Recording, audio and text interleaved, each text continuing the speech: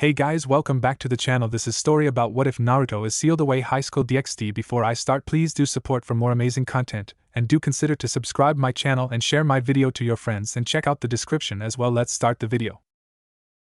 Okay, you asshole, what did you hope to accomplish by doing this? I thought you would die, and I would be freed. Yeah, I thought that was the case. And it didn't work. Now we're both stuck like this for I don't even know how long.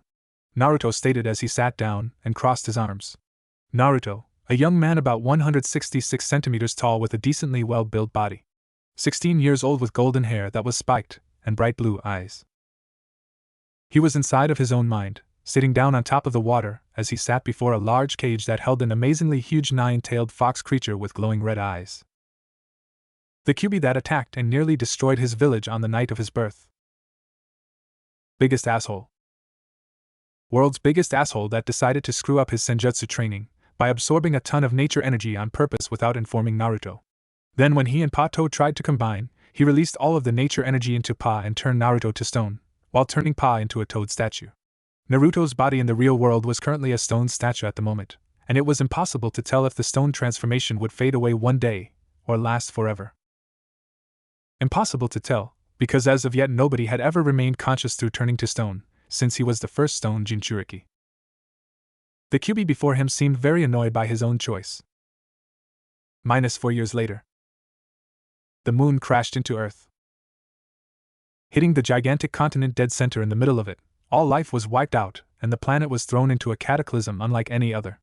The once huge and massive continent was shattered beyond all recognition as the moon was launched back into orbit by the very collision that wiped out all life. Naruto's statue remained.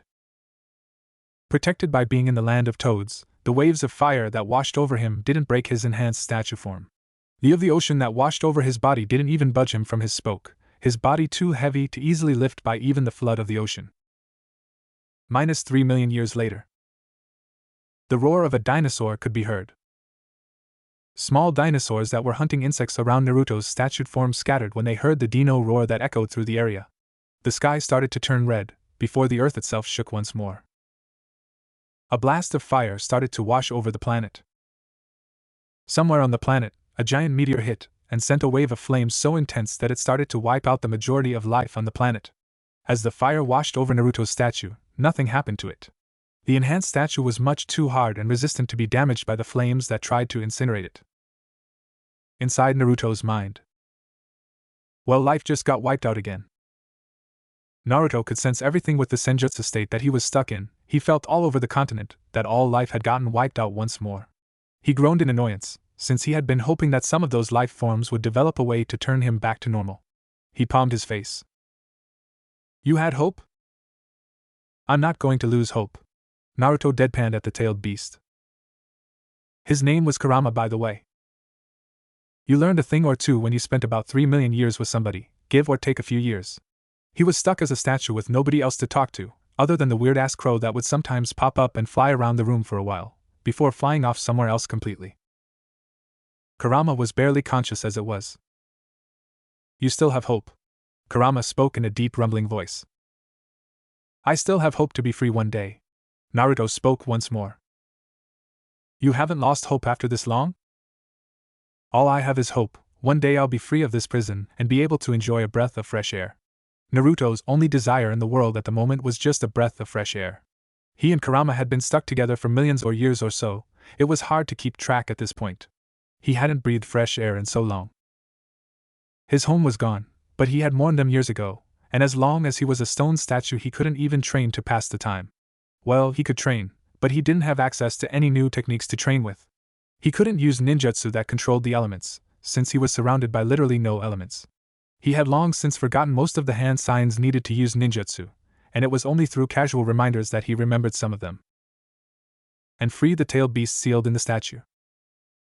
Is that statue even still around? Naruto remembered the Akatsuki statue that was used to hold the tailed beasts, stolen from their hosts, and sealed away. Since there were no tailed beasts in the world, that meant that they had all been sealed away at some point. It was impossible to tell where the statue was in the world, or if it even was on the world anymore. If he couldn't sense it in his permanent sage mode, then he was pretty sure that it wasn't on this continent, at the very least. Many years later. Oahu!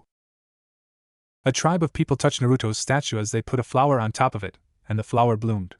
They cheered at their discovery, and a few of the stronger men of the tribe grabbed the statue together and started to lift it up.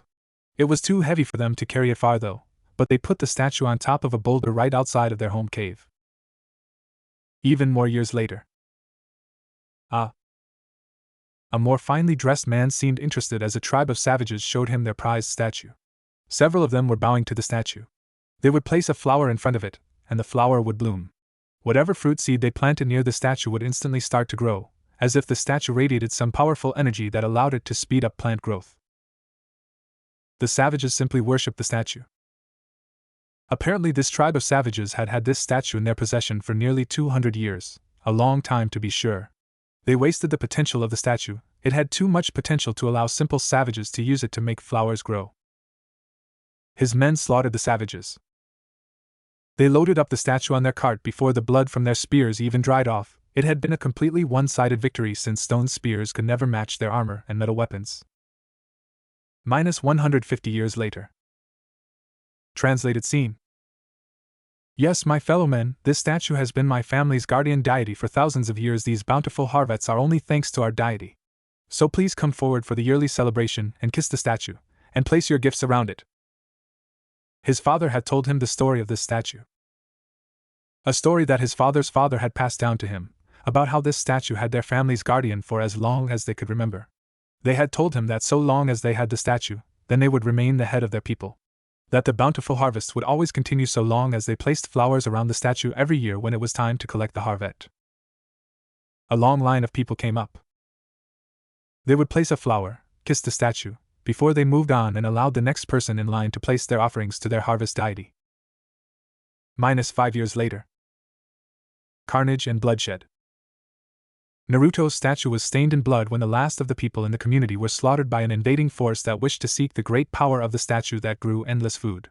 They took the statue for themselves and loaded it up. They had spent several years studying the ways of the people. They placed a flower in front of the statue, and it bloomed. We are righteous in our conquest, the statue approves. The warriors cheered, as their victory was approved by the god of the land. They loaded the statue onto their cart, and after that they took all the crops from the people they slaughtered. Inside Naruto's mind. Seriously, I don't know what is going on out there, but what? Naruto had no clue what had been going on. He could sense a lot of life forces just got wiped out though. He had no sense of touch or weight to him, so he couldn't tell what was going on. But judging by the way 2 life forces were on either side of him, he was currently being moved to a new location. Kurama was unresponsive. Kurama had been unresponsive for a long time. Many years had gone by since Kurama had so much as moved. He was starting to grow thinner, his bones were visible. Naruto knew what that meant, but he didn't know what it was happening. Kurama's chakra was leaving his body at a slow rate, and forming a sphere of chakra outside the seal itself. Naruto's was currently a stone statue. The seal that took tiny bits of Kurama's chakra and mixed them with his chakra, well, since his body was a stone statue it didn't work. Since Naruto didn't have the key to the seal, he couldn't undo it either. Kurama's chakra was being constantly taken from him, and the longer it happened, the faster it happened. Currently, his chakra was being taken from him at a rate faster than he was able to regenerate it, and that rate would keep growing. The excess chakra was released from the statue, but a large chunk of the chakra just floated around in a sphere. Kurama was dying. He was a being of chakra. Eventually his body might reform, but this was the first time that a tailed beast would die inside of its host while the host was still alive. It was impossible to tell if Kurama would come back while Naruto was still alive, or if he would reform inside of the seal itself. Kurama was delaying his own death as much as possible by not wasting any chakra, and focusing on trying to fight the seal. A lot of fucking years later. Yes, see, this men just keep praying to the deity, and we will have an endless supply of food. Sailors. Naruto was currently on a ship, surrounded by barrels that were filled with soil. The men who had control of his statue this time were using him to make sure that they could grow crops even on their boat. Apparently, they discovered some people had access to a statue that could make endless food, so they took it for themselves. Well, not that those people could complain since they also stole the statue by slaughtering the people who had it before them. In Naruto's head. I'm so lonely. Kurama was gone. Kurama had faded away, and even his chakra was gone. He had lost the last thing that connected him to his old life, and after spending who knows how long with him, Naruto felt that he and Kurama had become friends maybe. He wasn't sure, but he was still lonely now that his only companion in this world was gone. Other than the annoying crow with the Sharingan eye. Weird that was inside of him, but he couldn't exactly talk to a crow now, could he? And the fact that it had a Sharingan eye was kind of weird on its own. He didn't even remember where he got the crow from. I don't remember the guy who put the crow in me. Naruto couldn't remember a bunch of stuff. It had been so long that other than stuff he reminded himself of regularly, he was starting to forget about all the people of his old life. He knew stuff about himself, but he couldn't remember his best friend's name or face, and he couldn't remember very much stuff that didn't involve him. He was lonely, and he was starting to forget. The information was in there somewhere, but he couldn't recall it all for some reason. The seal itself was starting to change now that Kurama was gone, the water on the floor was starting to turn into golden clouds, and the walls were getting hazy. Now that his soul didn't need to keep Kurama trapped, his seal was starting to become a manifestation of his soul. At least, he imagined that was what Kurama would tell him. Endure it, Naruto. Naruto spoke to himself. He was the last shinobi, he would continue to endure this until the day he was free. He had not forgotten his dream, he had not forgotten how he got his name. He had not forgotten his one desire in this world. A breath of fresh air. He needed to endure until the day he was free, so that he could enjoy the breath of freedom once more. Not just for his sake, but for Kurama's sake as well. It was the last gift he could give to Kurama, to be able to gain back his freedom. That way their suffering had not been for nothing. I'll never give up hope. He would never give up. That was his nindo. Naruto was always bored. His statue had been dropped off somewhere in the ocean, a river, lake, something. All he knew was that he could sense a teal and a fish around him. He could sense a few humans get close to him every now and again, but none of them found his statue and took him out of the water. He didn't know when the people taking his statue on the water had been plundered, or maybe they had not been plundered and instead their ship sunk. It had been an amount of time he couldn't judge. He didn't sleep. His mind was almost always awake since his physical body was constantly in a resting state. He felt no exhaustion, so even when he tried to sleep, he just had trouble with it. It would be great if he could just sleep, and allow himself to let time pass by in large amounts without needing to be awake for it all. Ah, people. His statue had been found. Years later. Head monk. Yes, young learner? The head monk asked as he bowed to his disciple. In front of him was a following of monks that were sitting down in meditation as they prayed to the statue that was before them. The statue that grew plants and had such an amazing life force. Those who came to study the ways of deep, spiritual meditation found the area around the statue to be the best place to meditate and reach enlightenment. By meditating near the statue, one could experience what it was like to become one with nature. The feeling of all of the life forms around the monastery. They were the Order of Nature monks. They had existed for nearly 2 centuries now, after the discovery of the statue that allowed their leaders to reach enlightenment. Since the statue was their deity, they dedicated their lives to the enriching of the earth around them. They abandoned their earthly desires in favor of becoming one with nature and enhancing nature around them. They practiced peace and love, the feelings that could be felt from the statue just by looking at its kind and gentle face. It was the guardian of their way of life. Are we correct to practice peace and love when this statue has a history of blood and violence? Yes, they had scholars amongst them who knew of the history of the statue. The ancient cave paintings of the statue showed that this statue had been around since the dawn of man. It was a mystery, one that many people didn't know how to solve. The statue had allowed for man to flourish wherever the statue was. Bountiful harvests, an endless supply of food, soil that was always rich with nutrients, and the fruits of the land around the statue were filled with life-giving properties. Water that the statue was near would be energy-rich and help to speed up recovery for people who bathed in it. The head monk was 119 years old. Meditating near the statue, absorbing the energy it gave off, and eating from the food produced by it while bathing in the water of their monastery allowed for him to stay healthy even in his advanced age. He had no experienced disease or sickness. None of the monks had collapsed due to sickness since they started to worship the statue. We practice peace and love. We attained the statue through a method that involved no blood. We are the chosen people, the statue called out to us. The head monk had explained this, and he was happy to explain it to everyone who asked. Even the youngest, most arrogant monks had his absolute patience when dealing with the history of the statue. He himself had been taught the statue's bloody and ancient history. But they sought to gain no monetary value or power from the statue, they wished only to better themselves. When visitors came to them, they fed them for free and shared their ways with them. They allowed all to come and go freely, and accepted no money from strangers in return for their services. There was no language barrier. By allowing ourselves to bask in the statue's presence, we attain true peace. We can connect our spirits to others, and reach understanding. My heart and your heart are connected.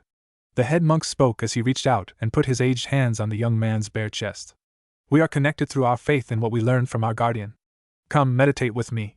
The head monk sat down and took the same meditative position that the statue sat in. Head monk, when will I get my whiskers? Once you have learned to connect your heart to the hearts of others, you will receive your whisker tattoos. It was part of their way of life. Once you had obtained the ability to communicate with nature, and thus communicate your heart to others, you were branded with the signs that you were a peaceful master. Your cheeks were given the same markings as those of the statue, and you were allowed to grow your hair out. All young monks would shave their heads, but the closer they came to enlightenment, the more they were allowed to look like the statue. Years later. Young one. I'm sorry, head monk, I'm so sorry I had to do it. The young monk, now a man with whisker tattoos on his cheeks, spoke as he had a dagger stabbed through the heart of the one who had taught him his way of life. The statue, I'm so sorry, but my family. He had been sent by his people who wanted the statue. He had tried to convince the monks to abandon the statue for years. But to no avail, all of them remained steadfast in their belief in peace and love. He had believed in the same thing, but he was a spy sent to get his hands on the statue for his nation. The head monk touched his face gently. You're forgiven. You, my people, slaughtered, killed all of you.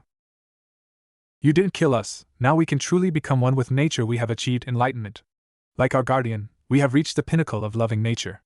None of us will hold any hatred in our hearts for you. I pray that you will continue to love others. The head monk pulled his killer's hand to him and kissed the top of it. There was no hatred in his eyes, and it hurt the young man so much more that he killed the man. Not just the man, but all the monks of the temple. None of them had even put up a fight. They allowed themselves to be slaughtered without so much as raising a finger. The bloody history of the statue had ended with the monks, only to be brought back by those with greed in their hearts, the people who commanded him to spy on these people and get the statue for themselves.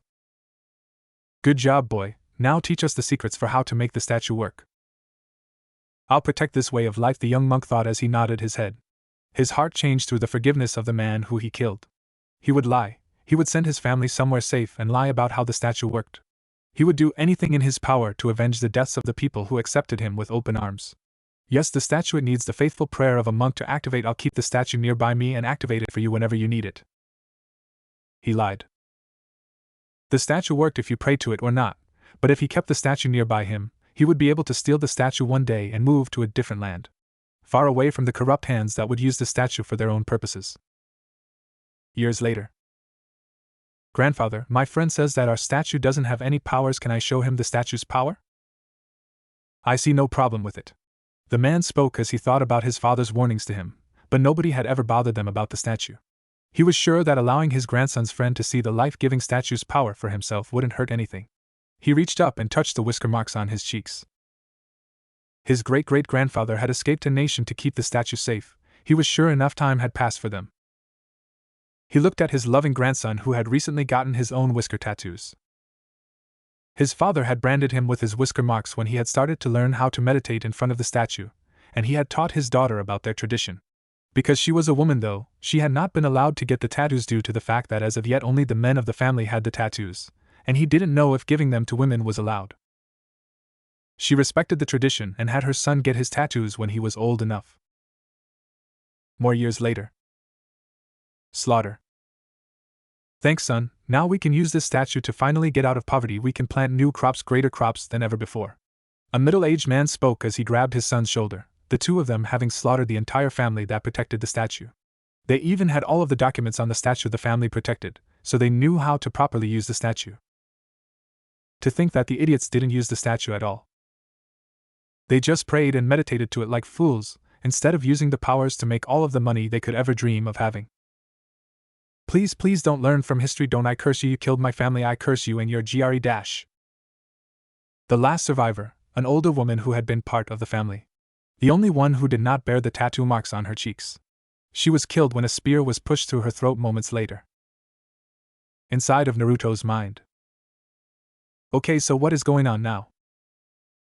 Being able to sense people, but not hear what they were saying was damn annoying. He could tell that more bloodshed happened, but he had no clue why it was happening or for what purpose it happened. The family that had his statue for years had been killed, and new people were loading his body up to take somewhere else. What were these people thinking, and why did people keep killing each other for him? He had no clue what was going on, and it was really pissing him off.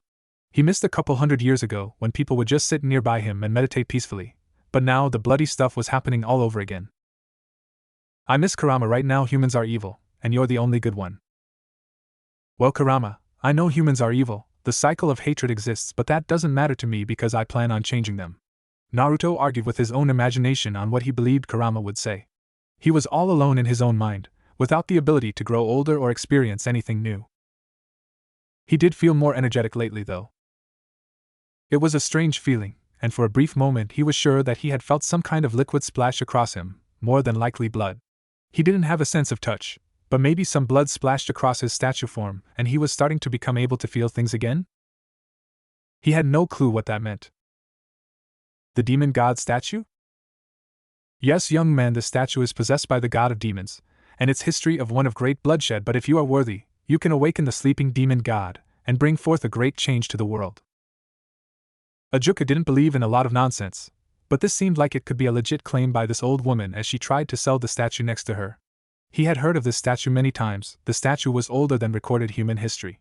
It was drawn on cave paintings, it was in a lot of old paintings, there were monk scriptures about this statue, and many people who gained wealth only to lose their lives to bloodshed had possessed this very statue. The statue had an extremely powerful life force. He could sense an energy very unlike anything he had ever sensed before, and the old woman before him placed a flower bud on the statue's open hands. The flower bloomed right then and there. The demon god, this statue feels very kind, and bright, and sunny. Doesn't feel like a demon god. Ajuka didn't believe in nonsense, not when he could feel how pure and bright the energy produced by the statue was. It was extremely powerful, the energy seemed like it could be endless, but the face of the statue told a different story. It was a statue of a 16-year-old boy. He had kind, loving features, and he gave off pure energy that felt like sunshine. To say that this was a demon god statue would have to be purely based off of the history that humans had created for this statue. He was Ajuka, a demon after all. I assure you, this statue is the real thing. The previous owner of the statue had his entire family killed, and his home village burned to the ground. I'll sell this statue to you. I have no need for it, and for free I'll give you a prophecy about the statue. A prophecy? Are you a seer, old woman? Ajuka did believe in fortune-telling, since it was based in magic. It was a very rare magic, but magic all the same. He was a man of science after all. Ajuka, what is this? A red-haired young man came over to him and pat his shoulder. They were supposed to be getting contracts with humans. It's a demon god statue, and it comes with a prophecy if we buy it. Ajuka spoke to his friend. They were only stepping foot on human soil so that they could gain experience and power, so that they could fight in the war against their own people. Surzex leaned forward. Doesn't look like a demon god, looks like a guy I would love to be friends with. Surzex noted with a large grin. This man's statue had such kind and loving features, and the energy it gave off was so warm and comforting. This seemed less like a demon god statue, and more like the statue of a loving young man with a heart of gold. He should know, he was a demon, and his own people's energy felt nothing like this. Holy crap, I recognize this statue. Surzex recoiled after a moment. This statue had started and destroyed entire civilizations. Well, it helped to start them, but other humans who were overcome by desire for the statue destroyed them. History books talked about the greatness of this statue, and how it was cursed to destroy those who sought it for selfish gain.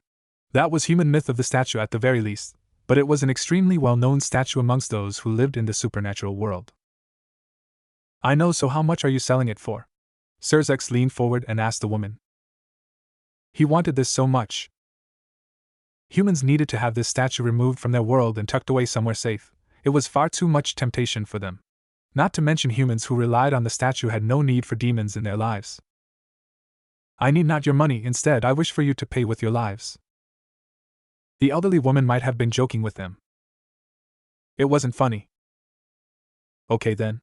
Ajuka cut his palm open and poured his blood on top of the woman's head in response to her statement.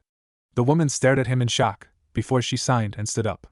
You're not going to make us pay money, Because that would mean you would be affected by the statue's curse, so you want us to pay in blood so that you never get killed by those seeking the statue.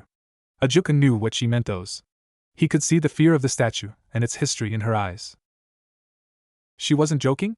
Surzex asked. You, with the red hair, do you have a younger sister? The seer asked as she pointed a finger at him. No. Surzex couldn't say he had any siblings. Red hair, I predict that one day, red hair will become important to awakening the demon god from his sleep, and spreading peace or destruction across this world. Red hair, and a boy with hair like the sun, and eyes like the sky, a pure maiden who seeks to escape her fate. Red hair will cause the salvation or destruction of your world, your species. The seer changed her wording as she pointed a finger at Surzex. The man was just plain confused. He didn't have any siblings, and red hair was the staple of his family. The fact that she singled them out as demons was kind of shocking, but since he had no siblings, he was a little non-believing of this prophecy. Cool doom or salvation statue. Ajuka just took the news with a grain of salt. Yeah, it's pretty fun. Hundred of years later. Cool doom or salvation statue for real. Ajuka stated as he stared at little baby Rias in her cradle, with Surzex standing next to him. He was staring lovingly at his sister, a smile on his face as he watched over her. That old lady predicted I would have a sister. We should really go visit her grave and apologize. We've been mocking her prophecy for hundreds of years now. Surzex had to admit that now he was starting to remember the prophecy. To think, we only even went to that town to collect contracts with a powerful person that we sensed. Surzex would admit that they went to that town because they sensed a powerful energy calling to them. They hoped to use it during the war. Instead, they found themselves with a legendary blood statue. I still don't believe in prophecy though, considering your parents are horny rabbits. It was only a matter of how many centuries it took before they had a daughter. Ajuka still didn't believe in the prophecy of some mad woman. He was just going to joke about it until this statue somehow stopped being a statue. Though, to be fair, the bloody history of the statue had caused them to take some precautions against it repeating that history in their world. They allowed each of the pillar families to use the statue for 20 years before the next pillar family would take the statue, and it just so happened that it now came to the Gremory family during the coincidence that they had a daughter. Pure coincidence. Inside Naruto's mind. Boy, Naruto didn't know what was worse. The fact that he got his sense of touch back, or the fact he got his sense of touch back and was unable to move a muscle more than the smallest twitch. Well, he got a sense of touch, but it was so small that he might as well be feeling things through a blanket. He had been trying to push the Senjutsu chakra out of his system for a long time now. He was able to create small enough movements to no longer be connected to nature at the very least, so the nature energy was fading from his system. He had hope. Naruto's statue. It was impossible for the normal person to tell. A small amount of stone chipped off of the statue as one of the fingers twitched so very slightly. Back in Naruto's back. It's going to be weird not being a Jinchuriki, not having Kurama's chakra inside of me anymore. I actually kind of hope that I can see that fuzzy bastard again. First things first, take a breath of fresh air, then I have no goals other than that, so this is what it feels like to have hope to escape hell.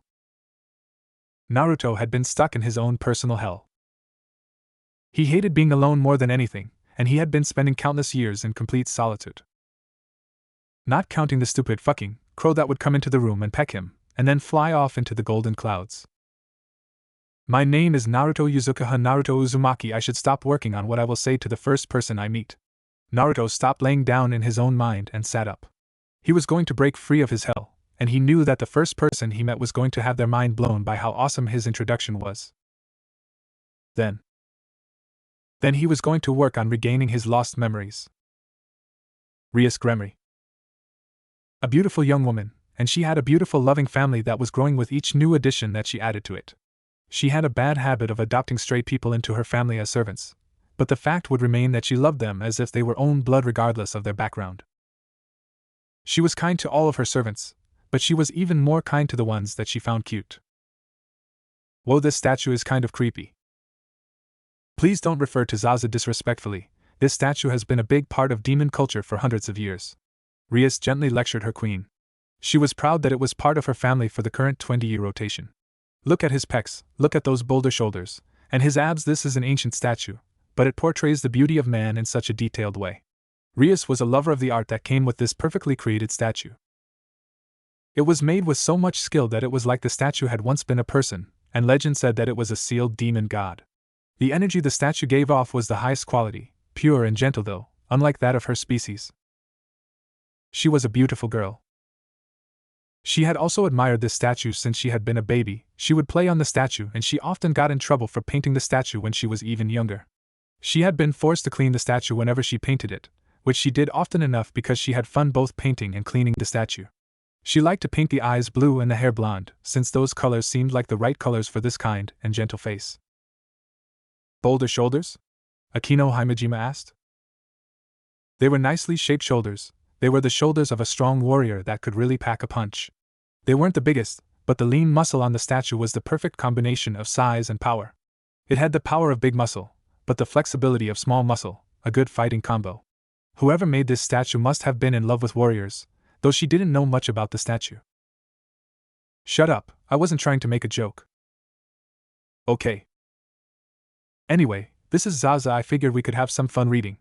Rias didn't know what the statue was actually named, so she gave it the name Zaza. It was a rather creative nickname since the statue was very exotic to her species, despite being with them for many hundreds of years now. Akino just looked at the statue. His features are very kind and gentle, he looks like a fine man. Akino just thought that as she noticed Rias reach out and touch the cheek of the statue. So you really like this statue? Akino asked with a raised eyebrow. She was still getting used to life as a demon, but even before Rias got to the statue, she saw the statue being treated very carefully by some maids. Rias reached into her pocket and took out a flower, before she placed it in the hands of the statue, and Akino just watched as the flower bloomed right then and there. This statue is important to my people. It's got a bloody history of humans killing each other for it. It's stained in so much blood, but doesn't he look so gentle, kind, loving? Rias could only feel the whisker marks etched into the cheeks of the statue. She could feel warmth from the statue, and looking at the features, the warmth it gave off, and the strong power it had, she could only imagine what kind of personality it would have if it was a real person. This is the kind of man I wish I could fall in love with. Rock hard? Stop that. Rias frowned for a moment, before she allowed herself to laugh at the joke. Determined, strong, steadfast, loving and kind, the kind of man who would follow me to hell and back, carrying the world on his shoulders. This pure and warm power it radiates, it just fills everyone with warmth and comfort, like you can put your faith in this statue. Rias was like the rest of her species. The statue was just that, a statue, but it gave off an aura of a man that you wanted to believe in. This statue showed the beauty of humanity, and it was captured in such a way that it was like the statue was alive with love. Akino thought about that. It was just a statue, even if it was enchanted to give off an aura, but she could understand why Rias wanted a man who gave off the same feeling as the statue. She could feel that if this statue was a man, that he would look best with a smile on his face. She didn't exactly care for men that much, but if she had to pick a man for herself, she would pick a man that looked good smiling a lot. She could imagine this aura belonging to a man that loved to smile, and bring smiles to others. This is a nice place to relax, and I figured you would like to see this statue. We only have it for a few more years before we have to give it to the next pillar family. Rias sighed in disappointment, since she would be waiting centuries before she could claim the statue again once it was lost to her. Oh well. I see. What are you doing? Rias asked as she looked at Akino sit down in the statue's lap, and she wrapped her legs around the statue. Akino looked at her, and she sent Rias a teasing smile as she pushed her face towards the statue's face. What are you doing? Rias asked again, even more confused since it looked like Akino was going to kiss the statue. Reading sounds kind of boring, but doesn't it seem like this is the perfect chance to practice kissing? Akino would rather take this chance to tease Rias than read a book. It was a statue after all, so it wasn't like kissing it would count for real. The statue had such well-designed lips that it would give some real experience though, so she kissed the statue in front of Rias. She locked eyes with Rias as she did so. Inside Naruto's mind. It feels like something is touching my lap, waist, and face. Damn it, I wish I could use senjutsu right now to sense stuff. Naruto was so busy trying to break free that he couldn't allow himself to use senjutsu. If he did, then he would have to start all over again, and that would take a long time to get rid of the extra chakra. His sense of touch was almost completely back now, so he could feel somebody touching him at the moment, just like he felt it when somebody would brush or clean his statue form. Outside. You're such a good kisser, Zaza-san. Akino, you don't just practice kissing on the demon god statue. That is very inappropriate. Rias had to admit that it looked a little fun. Either way, she grabbed Akino by the back of her clothes and pulled her off of the statue and right onto her butt. She had red cheeks from the very thought of doing it herself. She would die of embarrassment if somebody caught her doing it. It wouldn't be the first embarrassing moment of her life, but it would rank right up there. Just die of embarrassment, even more so if the rest of her peerage saw her kissing the statue. It was bad enough that Akino had done it, but if Gasper, Yuto, or Kaneko saw her did it or saw her do it, she would be the butt of every joke. Spoil sport. It's inappropriate. Later that night. This is so inappropriate. Rias felt like a hypocrite as she snuck into the courtyard and sat in the statue's lap just like Akino had before her. She pulled her hair out of her face as she pushed her forehead up against the statue's forehead. She looked out of the corners of her eye to make sure that nobody could see what was going on. Rias was very well endowed with a good chest, just slightly smaller than Akino's own chest, and she pushed it up against the statue. It felt nice on her boobs to be pressed up like this in a gentle way. She kissed the statue. Crack. Rias jumped off the statue instantly when she felt a piece of stone hit her in the face, and she saw part of the statue crack in front of her. Oh shit, oh crap, oh shit, oh crap! Rias had tears in her eyes already forming from sheer panic as she looked at the crack that appeared right across the statue's great face. She was frozen in place with fear of what would happen to her when everyone found out that she broke the statue that had been cherished by her race for hundreds of years now. I'm in so much trouble, Rias whispered as the crack spread. Cracks started to appear all over the statue. The stone hand shattered, revealing a fresh new hand underneath it. The statue's right hand gripped tightly as cracks started to spread up the arm, before the entire right arm shattered and revealed a flesh and blood arm. The right arm grabbed the head of the statue and shattered half of the face, revealing a person's face underneath it. An eye opened and Rias' blue eyes made eye contact with the joy-filled eyes of the statue as more of the statue started to break and turn into flesh and blood.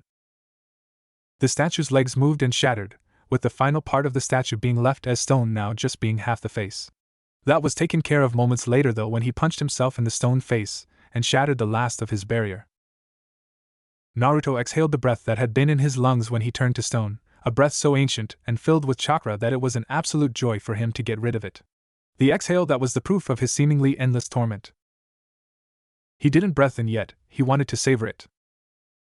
He's your. Naruto breathed in and savored every second of his first breath as a free man, and he loved every second of it. He could taste the quality of the air, he could feel his lungs getting filled up with the thing that he hadn't been able to do in so long. He sucked in all the air that his lungs could hold, and he held his breath so he could savor the feeling even more. I'm free! Naruto shouted at the top of his lungs, as long as he possibly could shout. So loud that lights started to turn on all around the Gremory estate in response to his shout. Rias jumped back in surprise, a blush forming on her face. True love's kiss, Rias whispered as she covered her smile with her hands. She kissed him and broke the spell keeping him sealed. False, Naruto broke himself free, it was a coincidence. Ha ha ha ha ha. Naruto laughed as tears streamed down his cheeks. He was so happy that his joy overflowed from his body as tears of happiness. He doubled over and held his gut, because his years of suffering in his own personal hell were over. He was no longer in hell. False, Naruto is currently in hell right now. That lonely hell where he was all alone, he was free and able to interact with people once more. His years of hope had not been in vain, he was finally a free man able to do things once more. Naruto stood up straight and wiped the tears from his cheeks. So overwhelmed with joy, Naruto did the only thing that made sense. He passed out, enjoying his first nap in an uncountable number of years, falling onto his back with the most satisfied expression he could possibly have. Naruto left Rias alone to her thoughts as she looked at the great statue that once was, and how the great statue was now a person that was taking a nap where the statue had previously been. Zzzzzzzzz. Naruto was blissfully asleep. Lick, lick, lick, slurp, chew chew, borderline sex noises, swallow, slurp, gulp. Oh, this is what eating feels like. I've forgotten how awesome food is. Naruto did the first thing any sane person would do after not having the joy of eating for millions or billions of years. He asked the nearest people if they would feed him, and he started to go all out and eat absolutely everything that put in front of him. I like him. Surzex wrapped an arm around Naruto's shoulders. He knew it when he saw the statue for the first time, that he and Naruto would get along just fine. He was surprised when his parents called him over for an emergency, and he was shocked to see that the statue that he and Ajuka got years ago turned out to be a real person. Also, fuck, the prophecy was real. which meant this boy would bring peace or destruction, unless that was a pure coincidence that the old hag from long ago had predicted he would have a sister that would unseal this guy. I like you too, guy who is feeding me food. Let me tell you something, you remind me of my dad if I had ever met the guy, and he looked like you, and wasn't. You don't remind me of my dad at all, because I've never met the guy. You remind me of other people's dads is what I meant to say. Naruto bumped fists with Surzex, and there was no awkwardness between them at all. Naruto was just overjoyed to be able to talk to people again. He didn't care they weren't human, they looked human enough, and these people were kind enough that he enjoyed their company. Thanks, it helps that I am a dad. Dude, nice, that means you got laid, so your wife a real beauty? Naruto asked as he leaned forward between bites, more than happy to hear all of the gossip that the man had to tell him. He just wanted to keep the conversation going, he wanted to talk and talk until somebody threw him out of the room. He had so much to say. The best. Nice. Naruto fist bumped with Surzex again, and the two men started to chuckle amongst themselves as everyone else in the dining hall looked at them. Throat-clearing noises. As great as it is to see that you're enjoying yourself, Lord Zaza. Naruto Uzumaki is my name, and you can skip the formalities. I'm just a 16-year-old dude, not some ancient deity or whatever. Naruto could barely believe that this entire civilization had been passing around his statue for hundreds of years, treating him like some kind of demon god. I'm just a boy from. He forgot where he was from. From? Ehehehe. Guess I don't remember that. It's been a really long time. Naruto's smile was genuine and fake at the same time. It was a genuine smile, but the carefree emotion behind it could not be more fake. It was clear to the demons in the room that Naruto forgetting where he came from was something that greatly bothered him. Anyway, thanks for the food. Lord Gremory nodded. It is no problem, and you may be human, but the fact remains that our people have worshipped you for years now. Your face does command a certain level of respect. Lord Gremory spoke, his wife nodding her head next to him. Naruto scratched the back of his head. I'm just a ninja, that's all. I'm not some demon or god, or demon god for that matter. I'm really thankful that you guys are so nice to me, but please don't be so respectful. It's really kind of annoying, right, Kurama?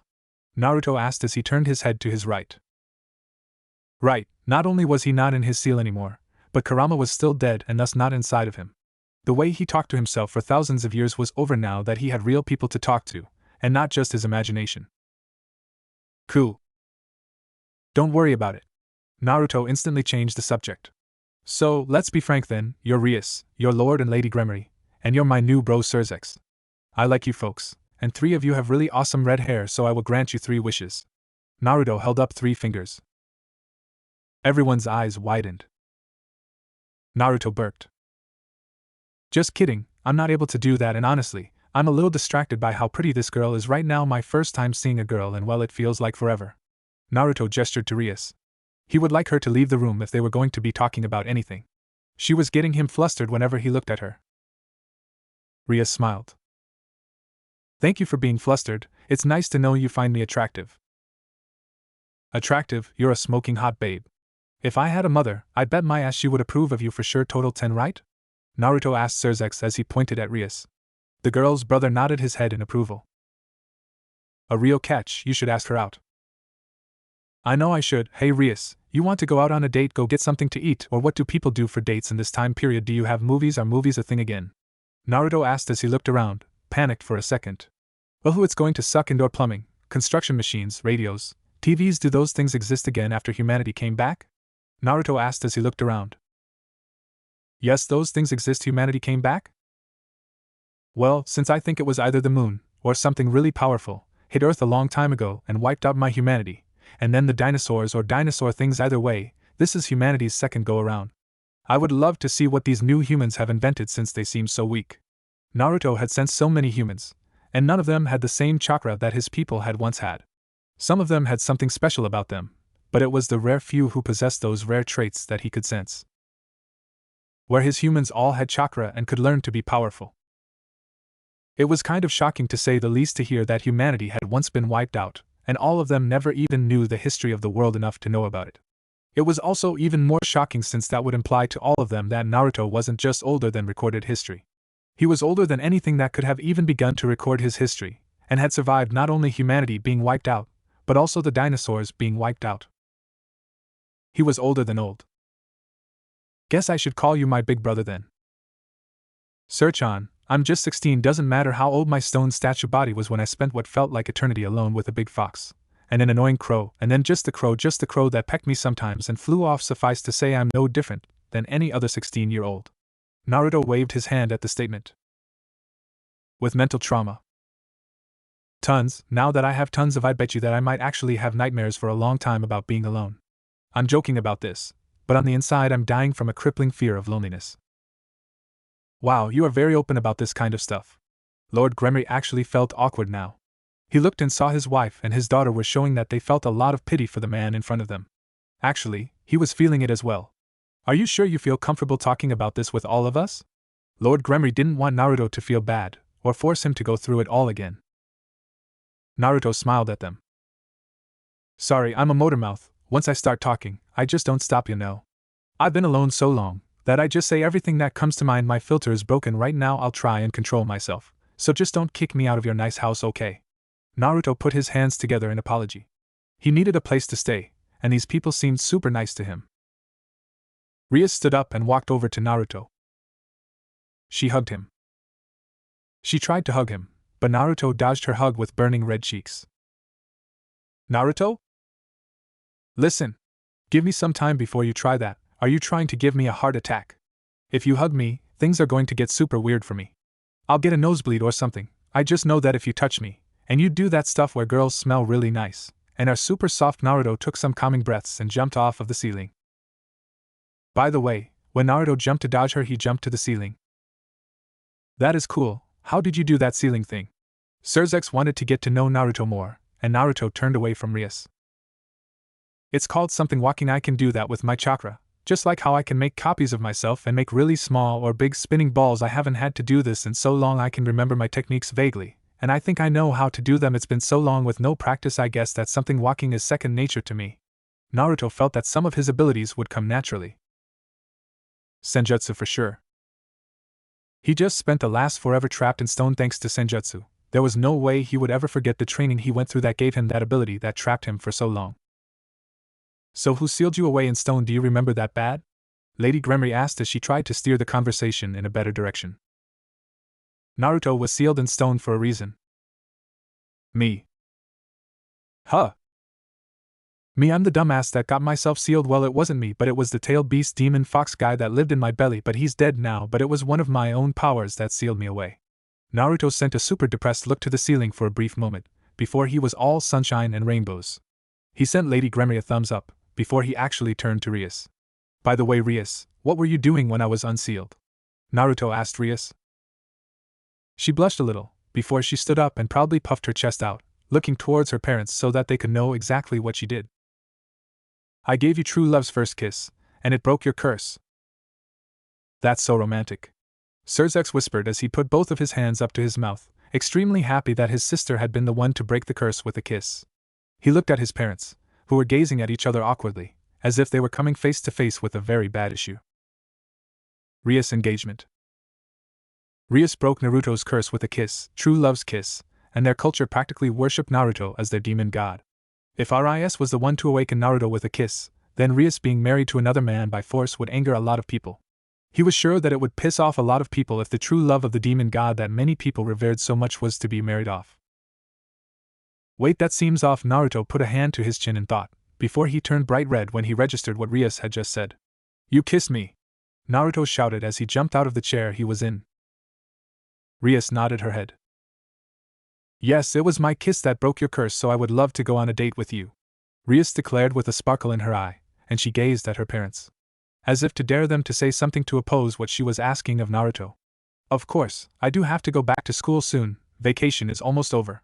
Rias had to go back to her school, and wouldn't have a ton of time to date while on vacation. Surzex wrapped an arm around Naruto's shoulders.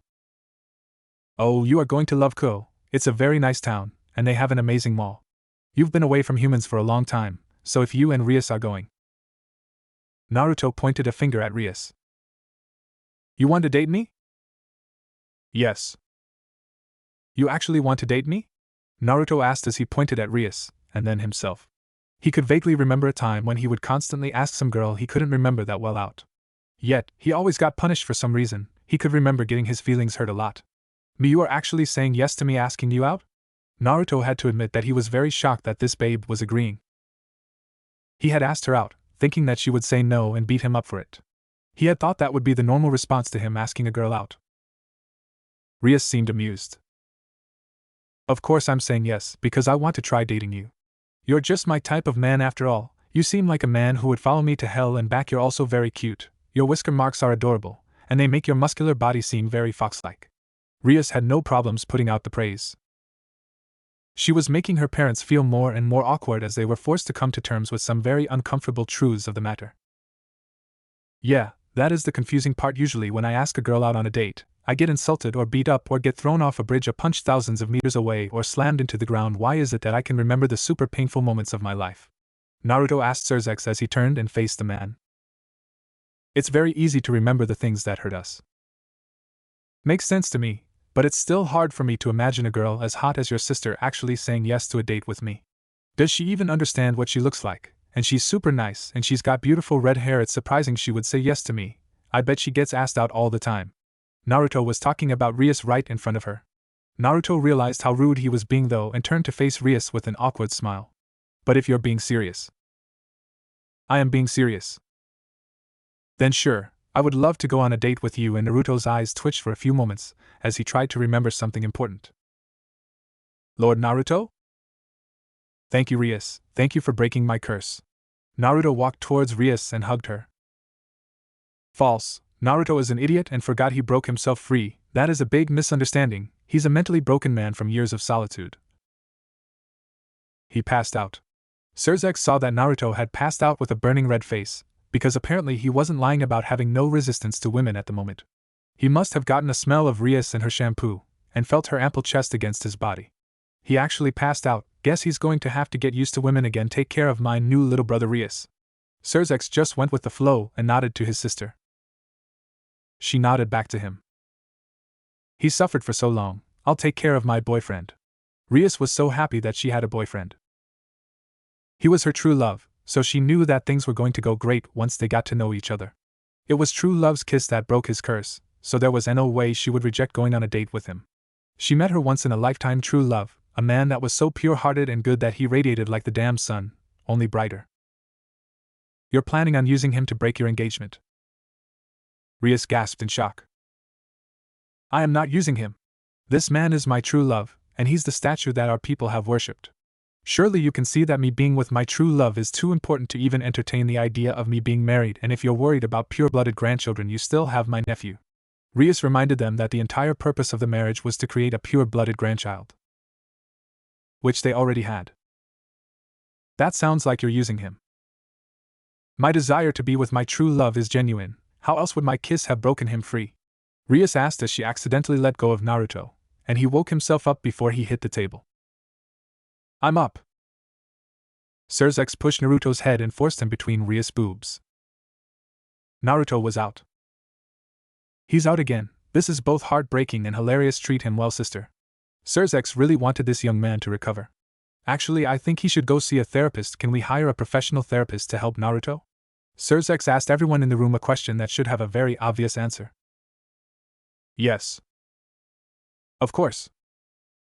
That seems obvious. Everyone agreed with the idea. She had a date. Once she was back in Ko and school started up, she was going to be able to enjoy a nice date with Naruto. She was in a great mood, embarrassed that she was forced to admit that she practiced kissing the demon god statue, but she was in a great mood. Her parents had been placed in a very uncomfortable position where they were going to be forced to cancel her engagement, so she was a free woman. She also found her true love. So Zaza is actually a guy who used senjutsu and turned himself to stone? Yodo asked her with a confused look. She was telling all of them the story on the train ride back to the human realm, since Naruto was currently going through medical checks with her family doctors to make sure that nothing would be wrong with him going into the human realm after being stoned for billions of years. The smallest member of her peerage, Kaneko, perked up when she heard a certain word.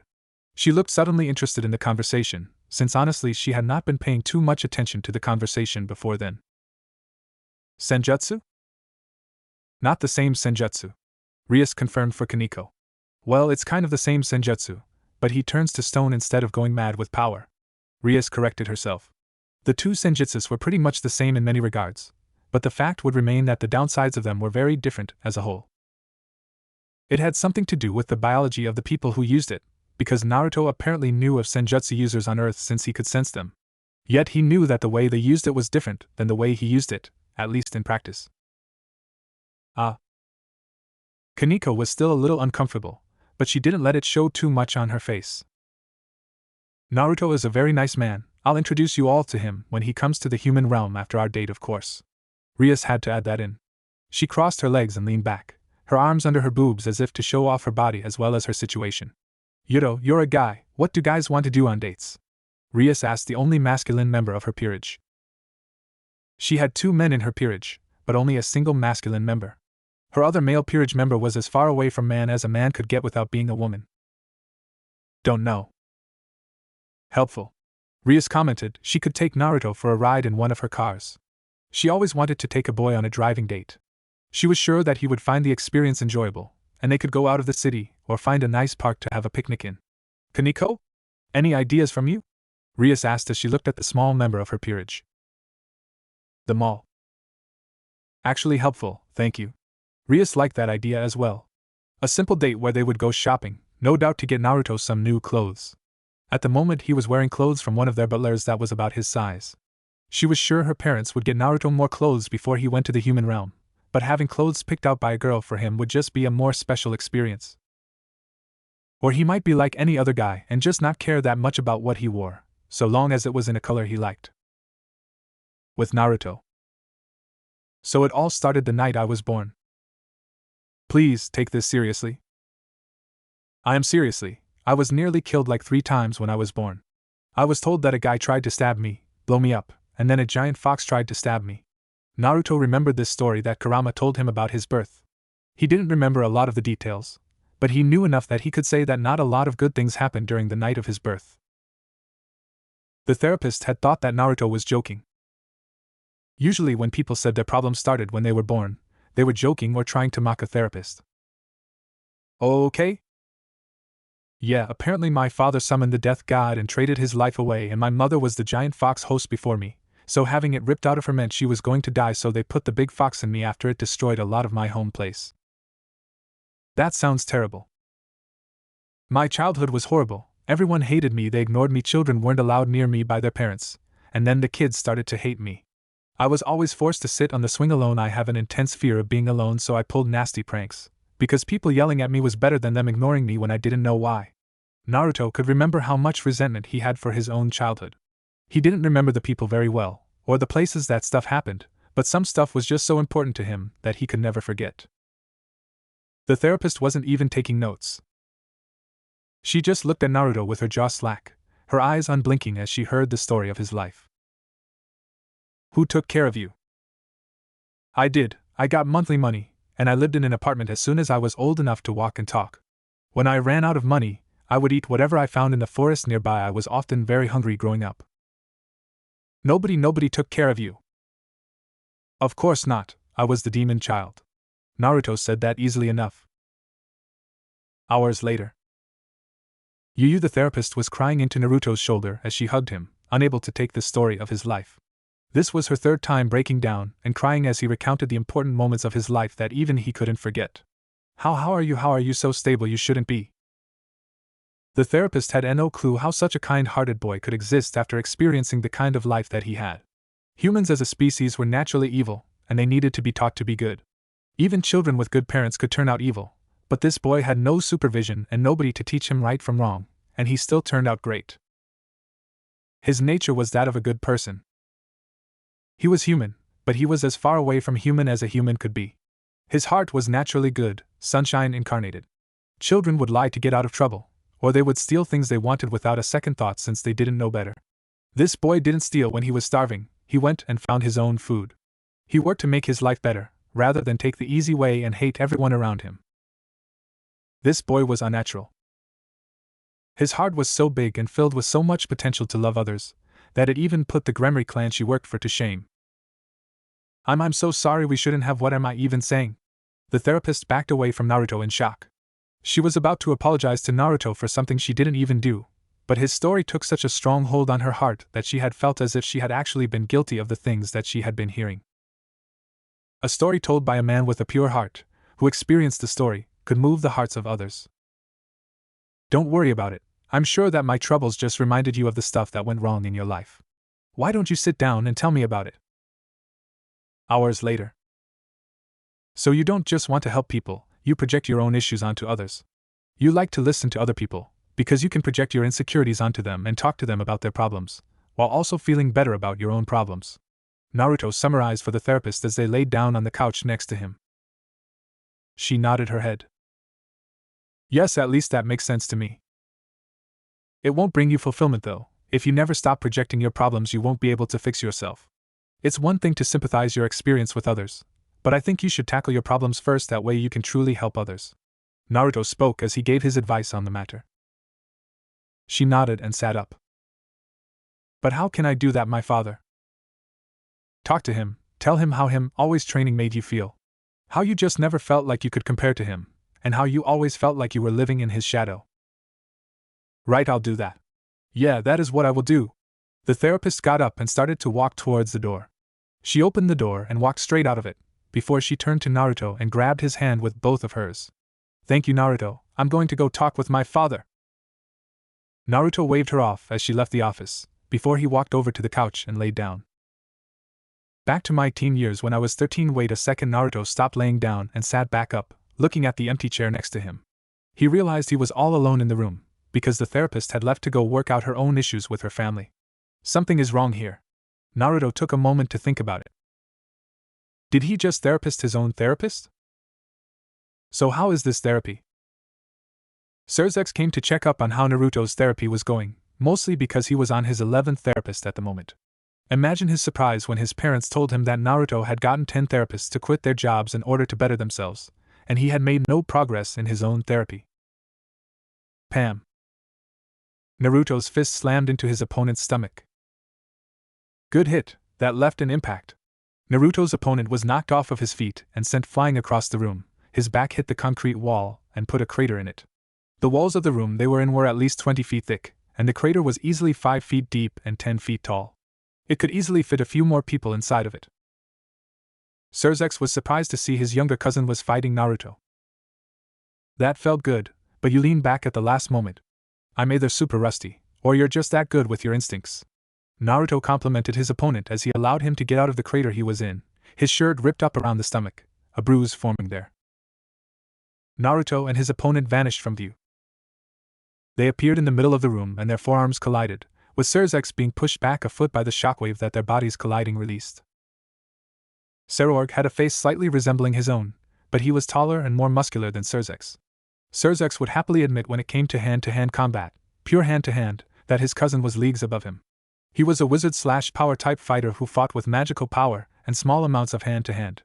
His cousin on the other hand was a pure physical fighter who put all of his stat points into attack, defense, and HP if you were to apply video game logic to his body. He was a tank. I think you're rusty, that should have hurt more, but your punch was a little unfocused. Surorg was enjoying himself as he and Naruto traded another blow. You're faster than me, that is for sure. You're a speed-type fighter, are you? Surorg caught Naruto's knee when he jumped up to kick him. He instantly realized his mistake, when he noticed that the attack had been a distraction to keep his hands at bay. He felt Naruto slam both of his hands down on his right shoulder, popping it right out of place. His arm went slack and released Naruto's knee, but he leaned forward and pushed his hand up against Naruto's face, throwing him backwards. They landed apart from each other, with Surorg popping his shoulder back into place before his feet had even touched the ground. Actually, I think I'm pretty balanced. You trained hard for these skills. Who taught you this fighting style? It's very unique. I've never fought a person who is as capable of reacting to attacks at the last moment. Surorg and Naruto both vanished in a blur of speed. Surzex just watched. I learned this fighting style from Toads, but without using Sage Mode it's not as effective. Honestly, I'm impressed by your stamina. Nobody has ever trained with me for this long before. Usually their stamina can't keep up. Naruto complimented Surorg as their fists slammed into each other. Their fists impacting each other was shaking the room slightly and putting cracks in the floor and ceiling. It was actually a little concerning to know that Naruto was a human with superhuman strength, speed, and durability that a normal human couldn't possess easily. Toads? Ha! Now that sounds insane, but it must be true. It's super insane. I can't place your martial arts either, but you're a master, that's for sure. I've only fought a couple of people as skilled as you are. Oh, and who are these warriors? Don't remember, but my body remembers. Haha. Amusing. Sirzex watched as the two fighters fought at speeds that put night-class fighters to shame, each of them easily faster than sound itself. He heard the sounds of their voices after they were done moving between spot, he could see their mouths moving, but the sound of their voices each him after they were done. The delay between his vision and his hearing was enough for him to smile to himself, because he could see both fighters were greatly amused.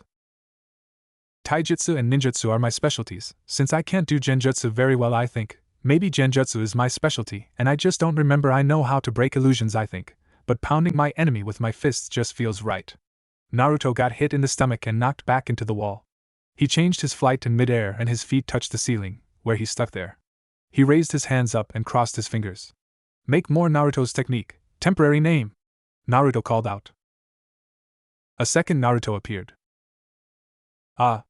That is an amazing technique. You divided your energy between you and the clone. Did you also divide your physical abilities?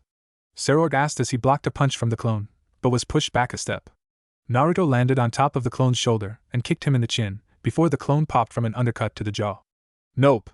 That was just as strong as your punch earlier. Sarorg jumped back and created distance between himself and Naruto, before Naruto's feet could touch the ground. He took a stance and punched the air a few times, sending powerful shockwave blasts at Naruto. Naruto just crossed his arms in front of himself, and took the blows as they pushed him back. It was then that Sarorg cleared the distance between them. Yeah, but they pop when you damage them even a little, and they don't bother protecting themselves from hits since they are disposable, and I think they have some other ability, but I don't remember.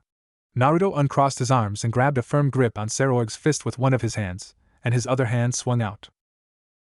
In a second they were in a physical strength deadlock, each of them holding onto the other's wrist with one of their hands. A hidden ability. I hope you remember it soon. Otherwise this therapy would feel wasted. So, taijutsu is hand-to-hand, and genjutsu is illusions. I take it that other techniques like the make more Naruto's technique would be called ninjutsu? Sarorg questioned Naruto as they pushed their physical strength against each other. You're very strong for a person with your lean muscle. You seem like a speed fighter to me just by looking at your body, but looking closely you can see those muscles are actually focused on power. Sarorg had ripped open Naruto's top and revealed his chest muscles. He looked skinnier with his clothes on, but the less clothes he wore the more you could see just how well trained his muscles were. They weren't just athletic muscles, they were muscles that were developed for killing people. True warrior muscle. Developed in a world where losing a fight meant death, so every muscle had to be developed for the very purpose of surviving in a harsh world. I've trained since I was a itty-bitty little brat. That's just what being a child soldier does to you. I guess kind of ruins your childhood though. Naruto complained a little. You complimented my stamina, but we've been at this for 10 hours and you're barely sweating. I've never had a sparring partner last more than 1 hour with me before the collapse. Oh dear. Sirzex realized something rather startling. Naruto got along great with people that could punch him in the face very hard, and Naruto was developing a very strong bond with his cousin. The two of them were trading killing blows with each other, though they didn't seem like they were trying to kill, and that was what was allowing them to open up to each other. Sarorg was using deadly force against Naruto, and Naruto was using deadly force as well, but the two of them were both so well trained and strong that anything less wouldn't be enough for them to properly call it sparring. We asked Sarorg to help, since the most common part of what Naruto remembers of his past is that he was constantly training, or in life or death battles. Regular therapists aren't trained to deal with a child as messed up as this one, so we went with unconventional methods for fear of having more of our people quit their jobs. Makes sense to me. Sirzex realized that there was a therapist in the room with him, recording down everything that Naruto said and did.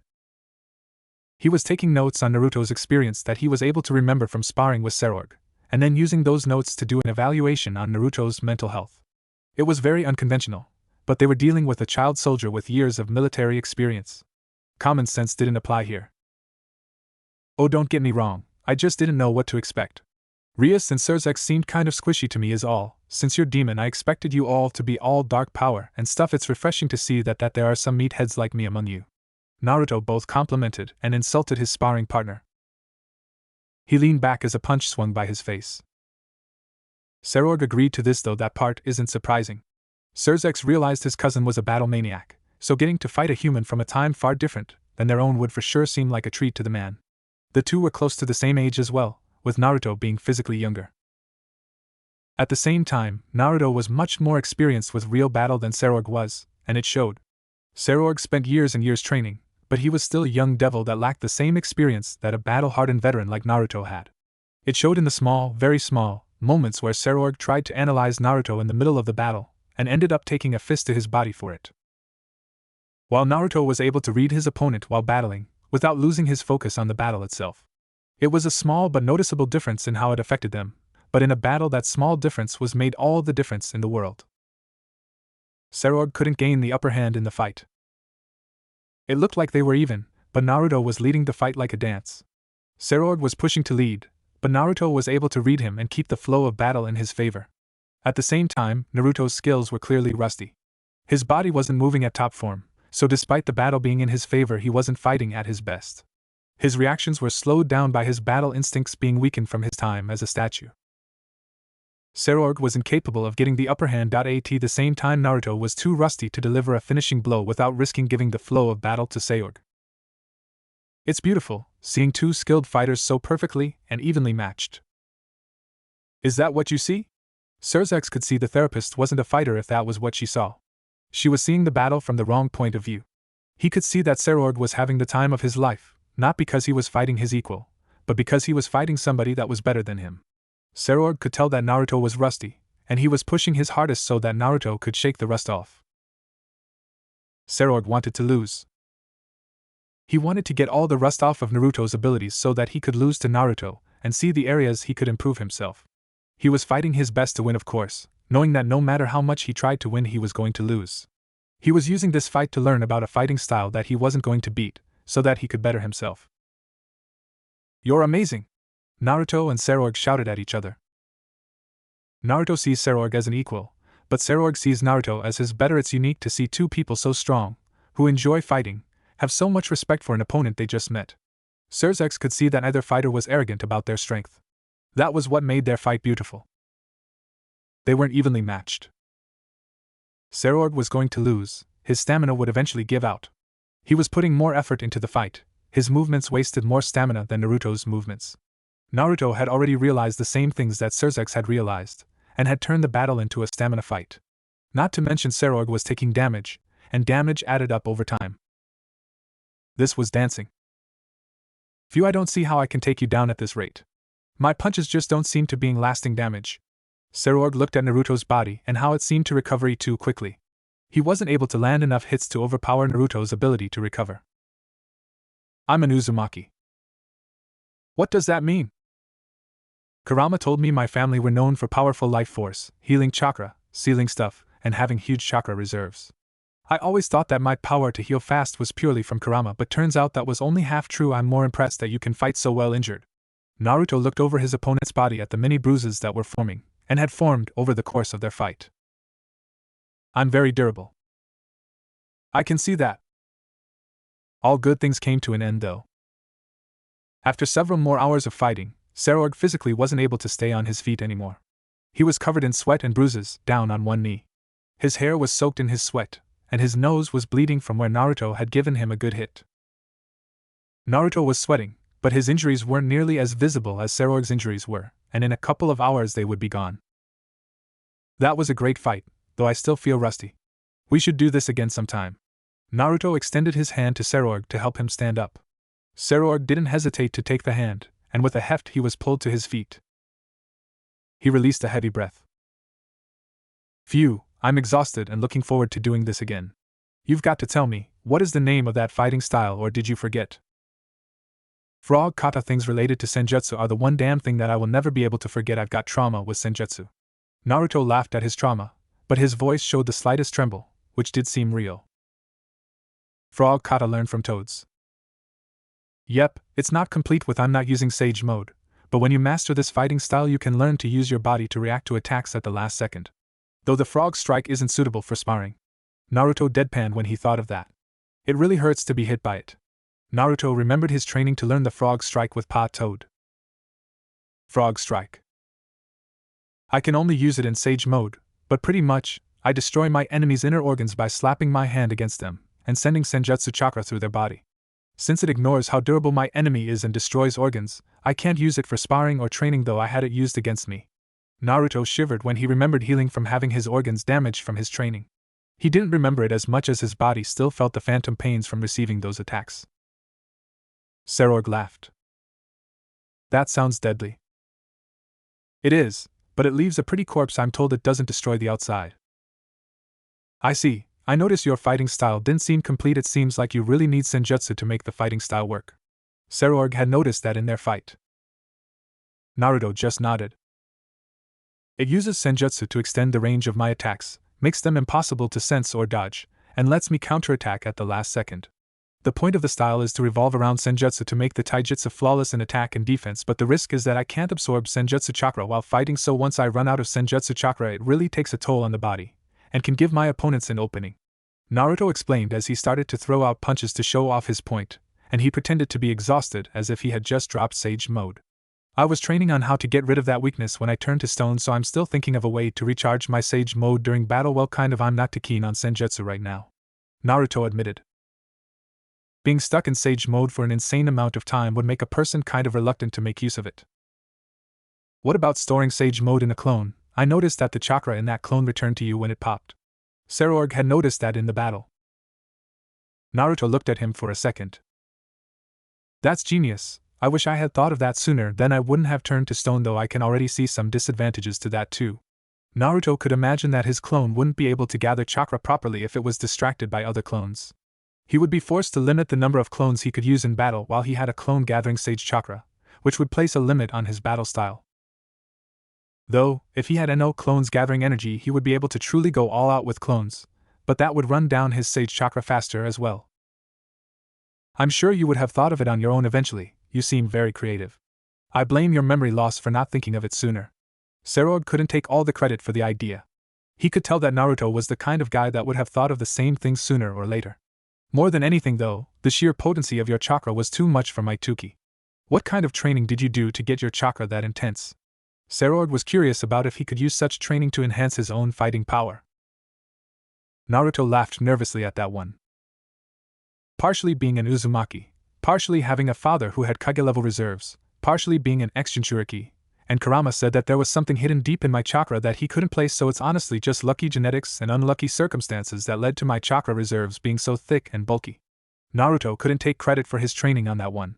While he trained his body and skills to be where they were, his chakra, healing, and durability were mostly just his genetics at play. Sarorg hummed in thought.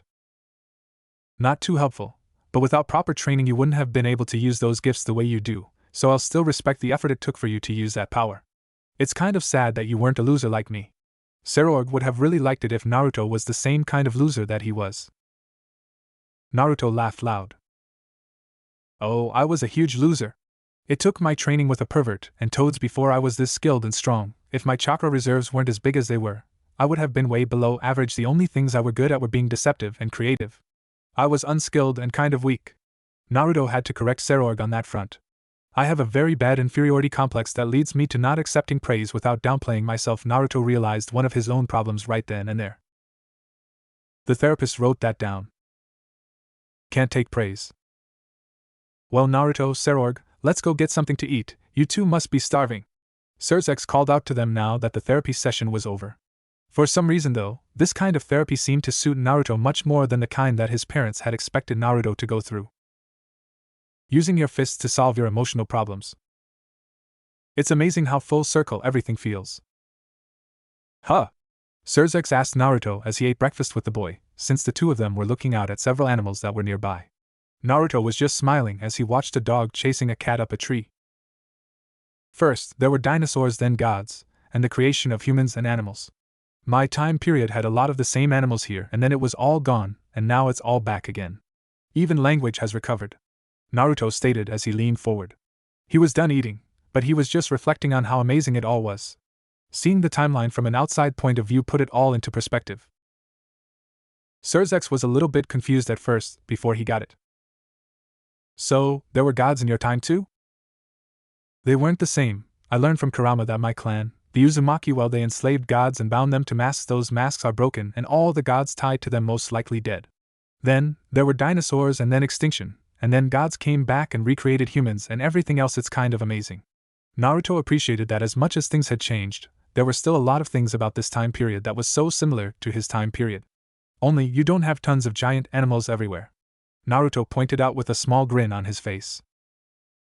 He learned the facts about his clan millions and millions of years after the extinction of his species, so it was something he remembered more than a lot of other things about his own life. Oh? Yeah, there were tons of animals that grew to super sizes where I came from. I think I remember killing a 100-foot-long spider, or maybe it was a centipede or something? I don't remember what it was, but it was a big bug. Naruto laughed as he looked out. Surzex shivered. A bug that large sounded horrifying.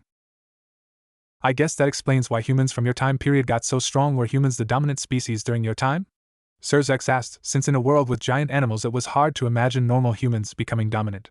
He understood that humans could become strong since the humans during his friend's time were enhanced by chakra, but it was just so hard to imagine. Naruto nodded his head. Yeah, and the funny things is not everyone that was strong were ninja. There was a country of samurai, I think they were samurai, that could match ninja. I think at least, memories are fuzzy of that. So, what are things like for your people? Naruto asked, since he still knew very little of the culture that he was taking part in. Surzex seemed to regard his question. Well, there are multiple factions, and multiple pantheons. Were your religions during your time? Surzex asked Naruto with a raised eyebrow. Naruto shook his head. I believed in gods, but I didn't care about them that much. I mean, we believed in the pure land and heaven and hell, I guess, but most shinobi believed in the concept of the pure land. I guess you're the bad guys since you're demons? Naruto had a grin on his face when he asked that. Surzex nodded. Technically, we are and we aren't. We have different values. We value the things that corrupt humans: greed, pride, lust, and envy. We follow our desires more strongly than our angel counterparts, but we also are bound to contracts unlike our fallen angel enemies. Surzex spoke as he took out his phone and showed it to Naruto. Naruto had no clue what it was, but he paid attention. Surzex opened up an app on his phone, and he showed it off to Naruto. Cool, a thing I've never seen. It is an app that scans soul value.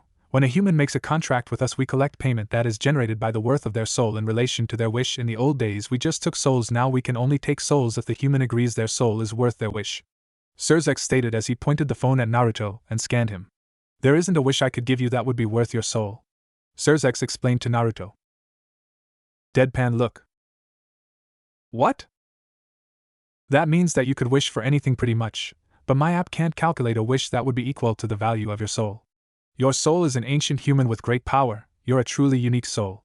We used to just take human souls to hell. Now we use out contracts with humans to show off to other devils and raise our own ranks. Our society aren't the bad guys per se anymore, but there are many among us who are just as evil as back in the day. Surzex could not deny that there were many vicious and evil beings among his kind, who relished the old ways and the thought of returning to them. Naruto leaned back. Punishing bad souls, wouldn't that make you good guys? Not when we corrupt those good souls, but that is what I fought so hard to change. I fight for peace between the species, and I want to abolish the process of taking souls. I think life is precious after all. Surzex spoke from his heart with Naruto. Naruto was just the kind of guy that made you want to open up to him after all, and it was why Surzex could understand him going through so many therapists. So if you're demons, and there are angels, okay, so I'm understanding how things are. Peace, and fighting for peace, your values are different than the people you want peace with. It makes it hard to understand each other. Naruto spoke as he tried to imagine a way to make peace between these species. He came up blank. The angels value moderation, holding back your desires, thinking about the greater good and how you can sacrifice yourself for it. The values of their society are the opponent of our instincts, and I don't fault them for it. Their values are what make a person great. After all, those are things I value as well. Surzex stayed loyal to his wife, his singular wife, unlike the many of his species who formed harems. He was always striving not just for the betterment of his species, but the greater good of all species. He was just different than many of his species after all. It's okay to be selfish, but there is a time and place for it. I don't see a problem with your side of their side. You could both learn from each other. We can't. We gain power from following our desires, and if they stop their moderation, then they fall and become fallen angels. We gain our power from our values. Our very nature's conflict. Peace is hard under those conditions. It's kind of why I tricked my species into worshipping your statue. Surzex admitted with a small, teasing grin on his face. Part of his plan. The world, the human world as well, knew of the great mystery statue that had been around since the dawn of man. It was recorded in history books, and human history registered it as a lost artifact of ancient wonder. There were paintings of Naruto's statue form, so it was easy for him to convince his people that Naruto had been a sealed demon god from before the time of man. That he was a life-giving demon who had been cursed and sealed for being a pure-hearted demon, who gained strength to become a god. He tricked his species for the purpose of trying to change their nature for the better, but in the end people started to make up their own assumptions and perverted the ideals that he set for them in the first place. Didn't work though. It really didn't work the way I thought it would. You became part of our culture, and I'm dealing with a lot of backlash over your revival. Surzex had to admit that his lie was coming back to bite him in the ass.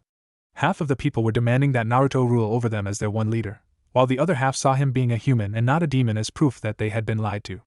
Let's just say the fact that you revived has not gone unnoticed by others, and I'm trying to allow you to live a normal life if I can manage. Surzex spoke with a sorry smile.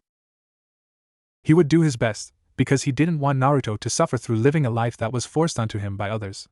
Not when he didn't have any choice in the matter, so he would deal with the backlash by himself. Cool, thanks. So why are you trying to get me to date your sister? Naruto asked the man with a raised eyebrow. A legit question. I think you two would look good together, that's all. Surzex added when he saw Naruto's expression, and he laughed. Seriously, you're a great guy. I knew that we would get along the moment I saw you hundreds of years ago. I feel that if anyone could treat her with love, it would be people like you, and who better than people like you? You. Surzex pointed at Naruto's chest, right in the center of it. Cool. That's all a cool? Not much I can say to that. She's a nice girl, and it's not like I have anything else right now. Now for the biggest question, when can I go Kurama? I'm asking that now. Naruto turned and talked to the imaginary Kurama in his head. Sorry, Kurama was alright, so when can I go to the human realm? Naruto asked with a lean forward. Surzex leaned forward too. Once we get you some legal papers, and teach you some basic rules for interacting with human society. Tell me, you're faster than a train, how would you get from city to city? Surzex asked Naruto seriously. I would jump from building to building and run. Yeah, that isn't allowed. Supernatural stuff like that is a secret from regular humans now, so we can't have a super-powered human running around, jumping off buildings and causing a stir, and I want to explain modern-day human culture to you so you aren't shocked by what you see. Surzex could imagine how shocking all of this modern-day stuff would be to Naruto. Full circle is what Naruto said. But the humans of Naruto's world developed technology to fit their needs, but because they were all superhuman they had different needs. They didn't seem to have developed the need for a lot of modern-day tech that the average human in this day and age relied on so heavily. If they wanted to travel from country to country, they would just run there. If they had a message to send, they would send it on a trained ninja bird. Fucking bird ninjas.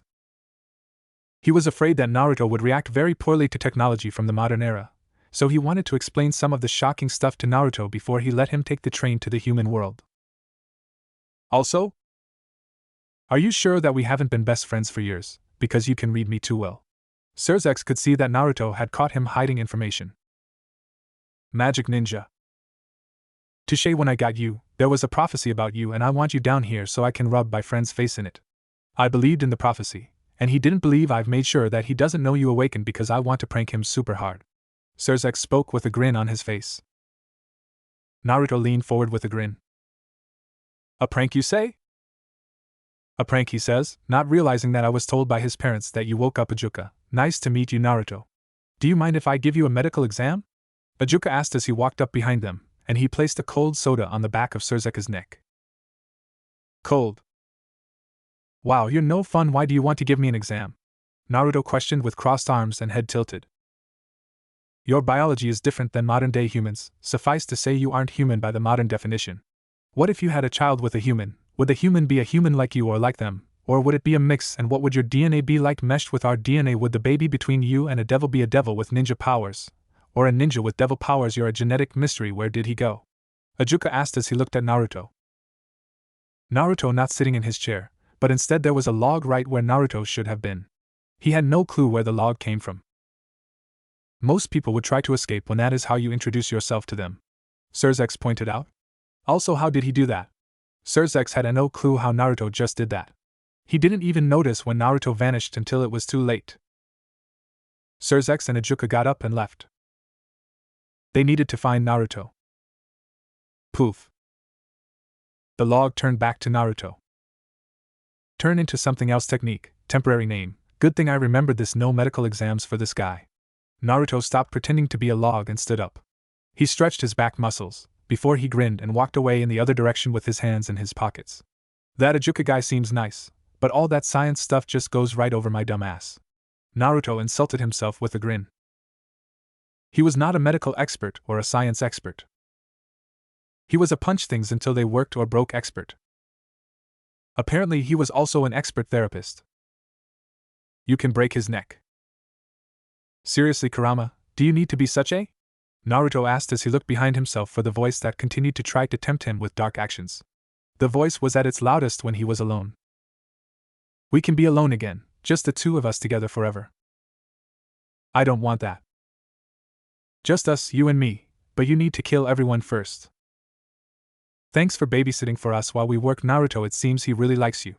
Surzex stated as he entered the room with his wife, only to find his son sleeping on Naruto's lap. Naruto smiled at Surzex and waved to him.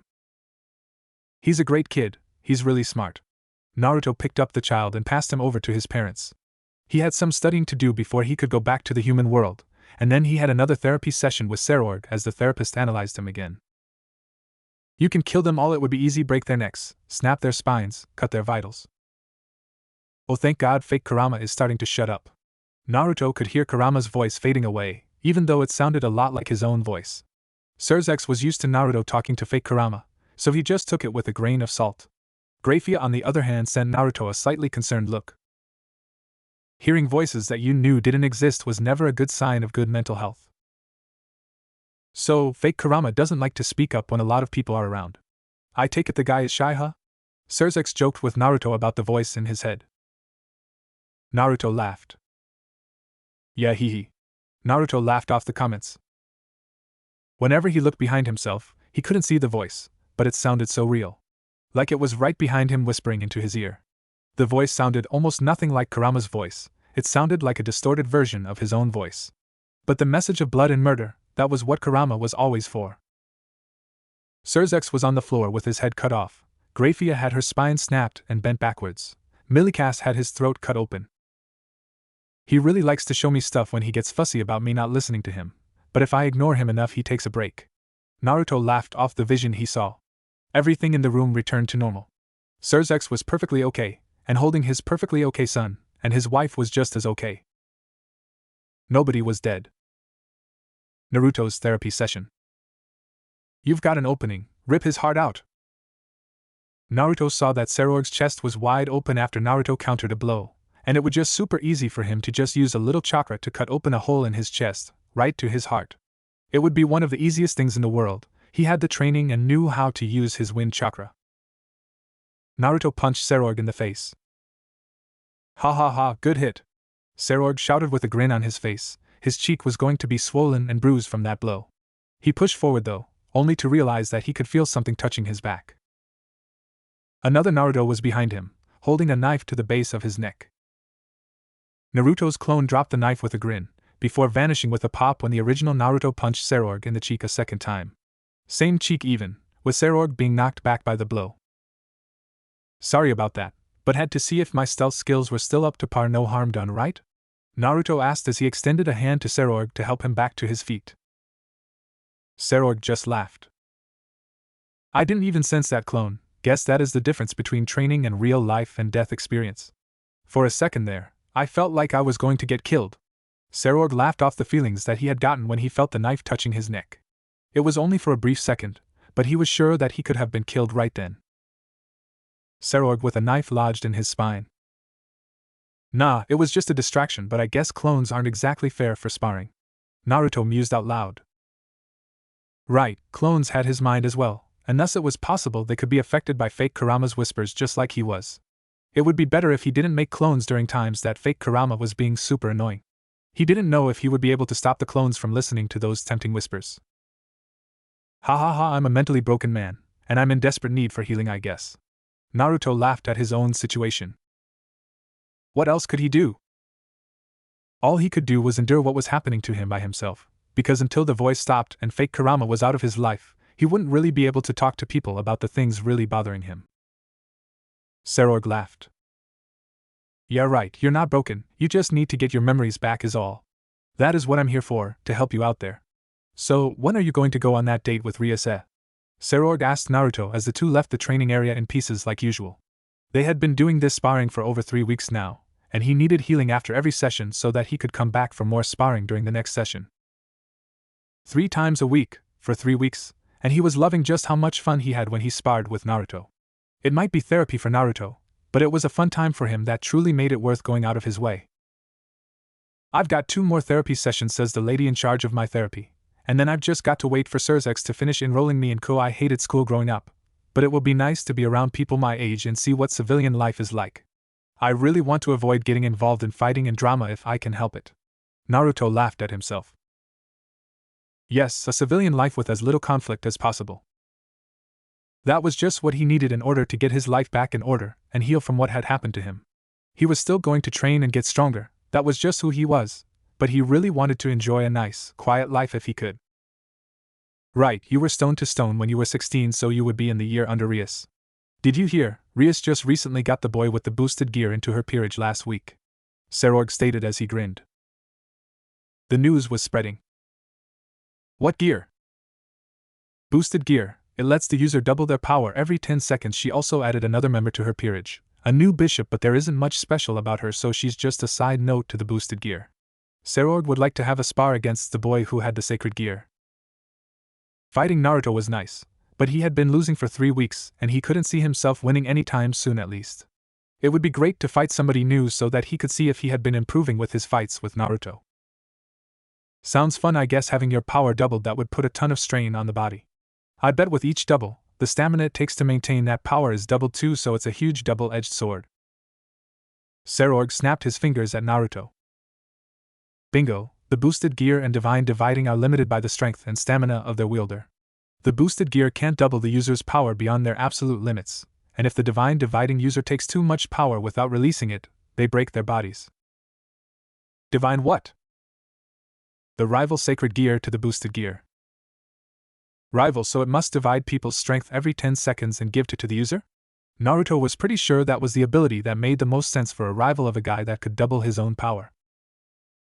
Let the divine dividing user take your chakra, let him explode.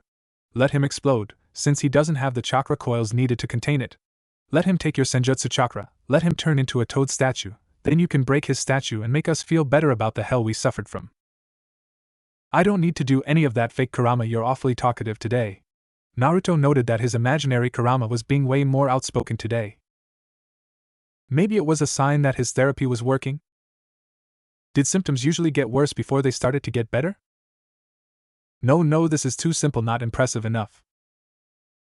Everyone in the clubroom currently was watching as Rias went over job requests for her that were being made ahead of time. Issei and Asia had only been devils for about 2 weeks now, but they were used to her being cool and confident, but at the moment Rias was getting all of them ready for something. I'm sorry for failing to get contracts, Issei apologized with a down expression. It's fine, just promise to do better. Akino, have you found any important or high-quality requests?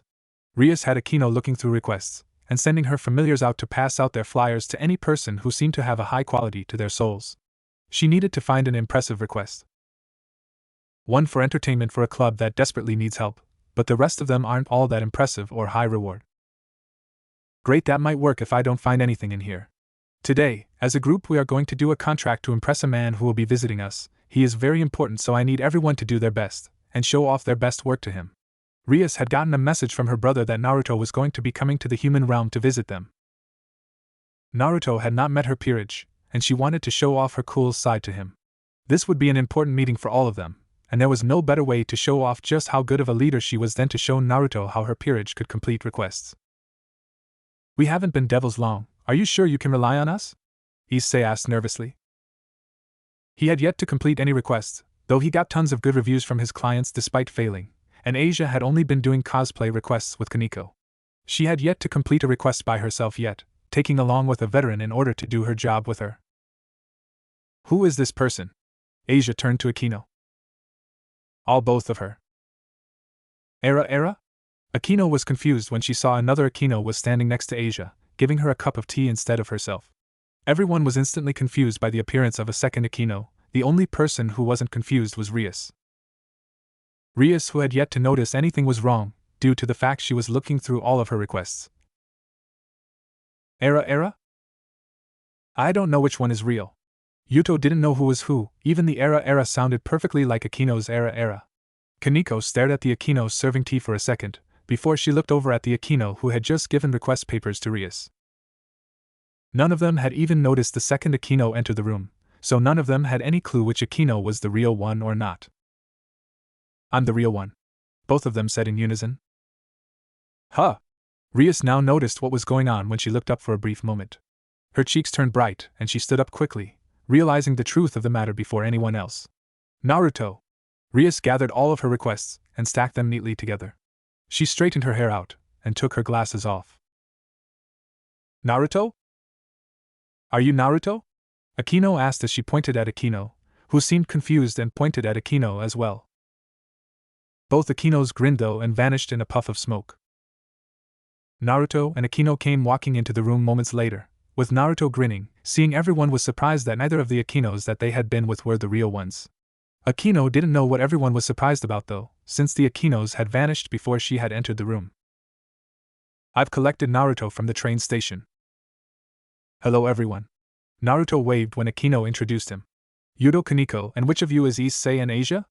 Naruto knew their names, but he didn't have a face to put it to. Of course the girl who looked like she could be called a cute kitten would be Kaneko, and the boy that was designing a sword on paper would be Yuto. Issei raised his hand nervously. I'm Asia Argento, nice to meet you. Oh, his chakra. Kaneko's eyes widened for a brief moment. She couldn't feel how deep his chakra was, but she could feel just how all-consuming it was. It was the brightest, warmest life force that she had ever sensed in her life. If the sun could be a person, it would be this person. Being in his presence was like being on her back, laying on the grass with a gentle breeze going across you. Your body basking in sunlight, not the hot scorching sun, but a spring sun, or a fall sun.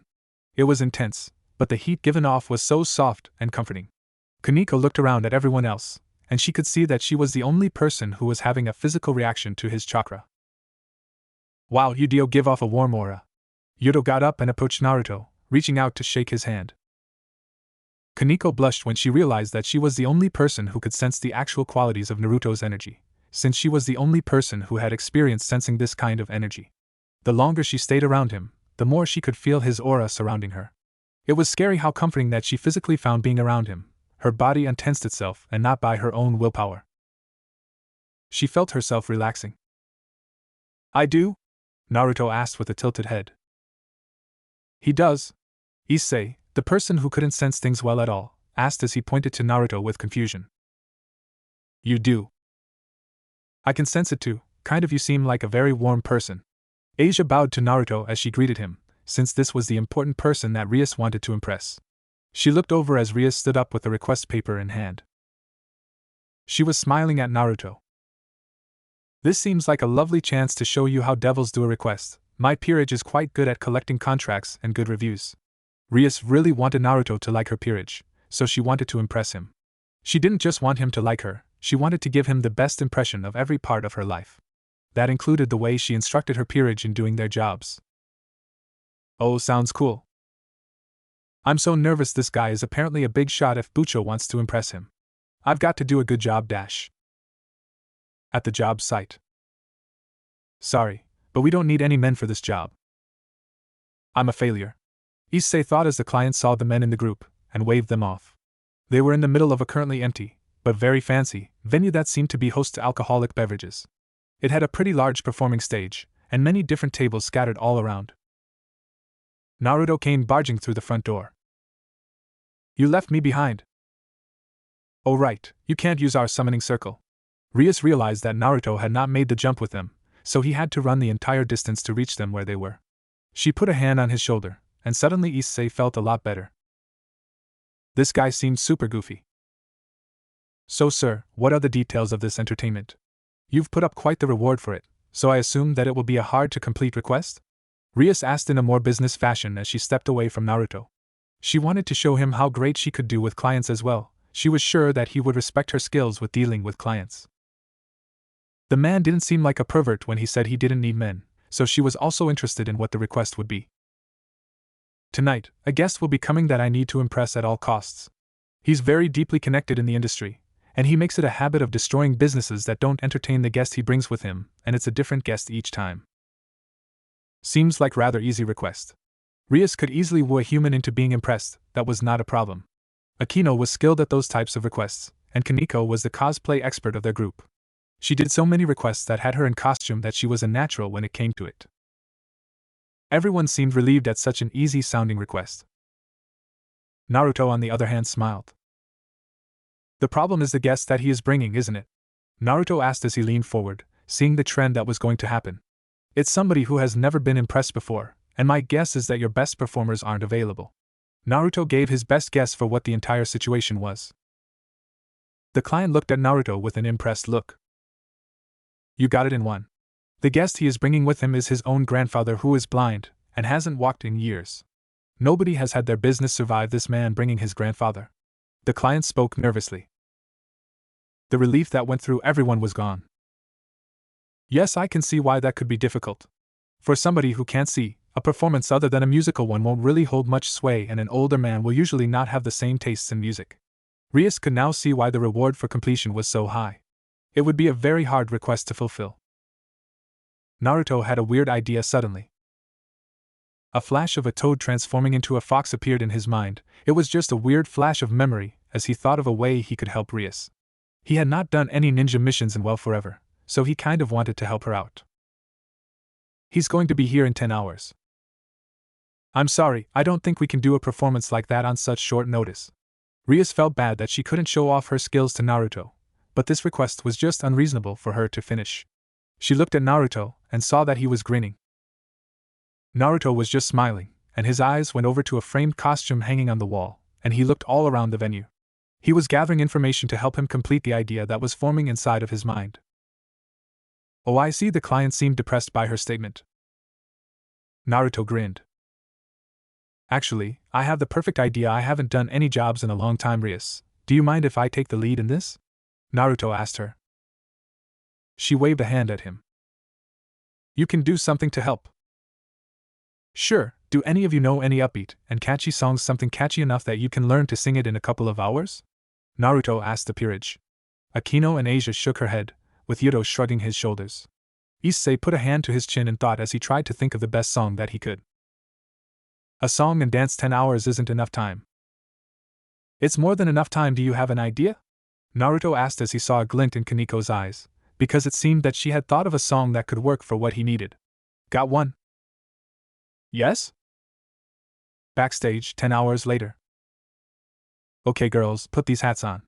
Naruto stated as he gave Rias, Akino, Kaneko, and Asia all top hats to wear.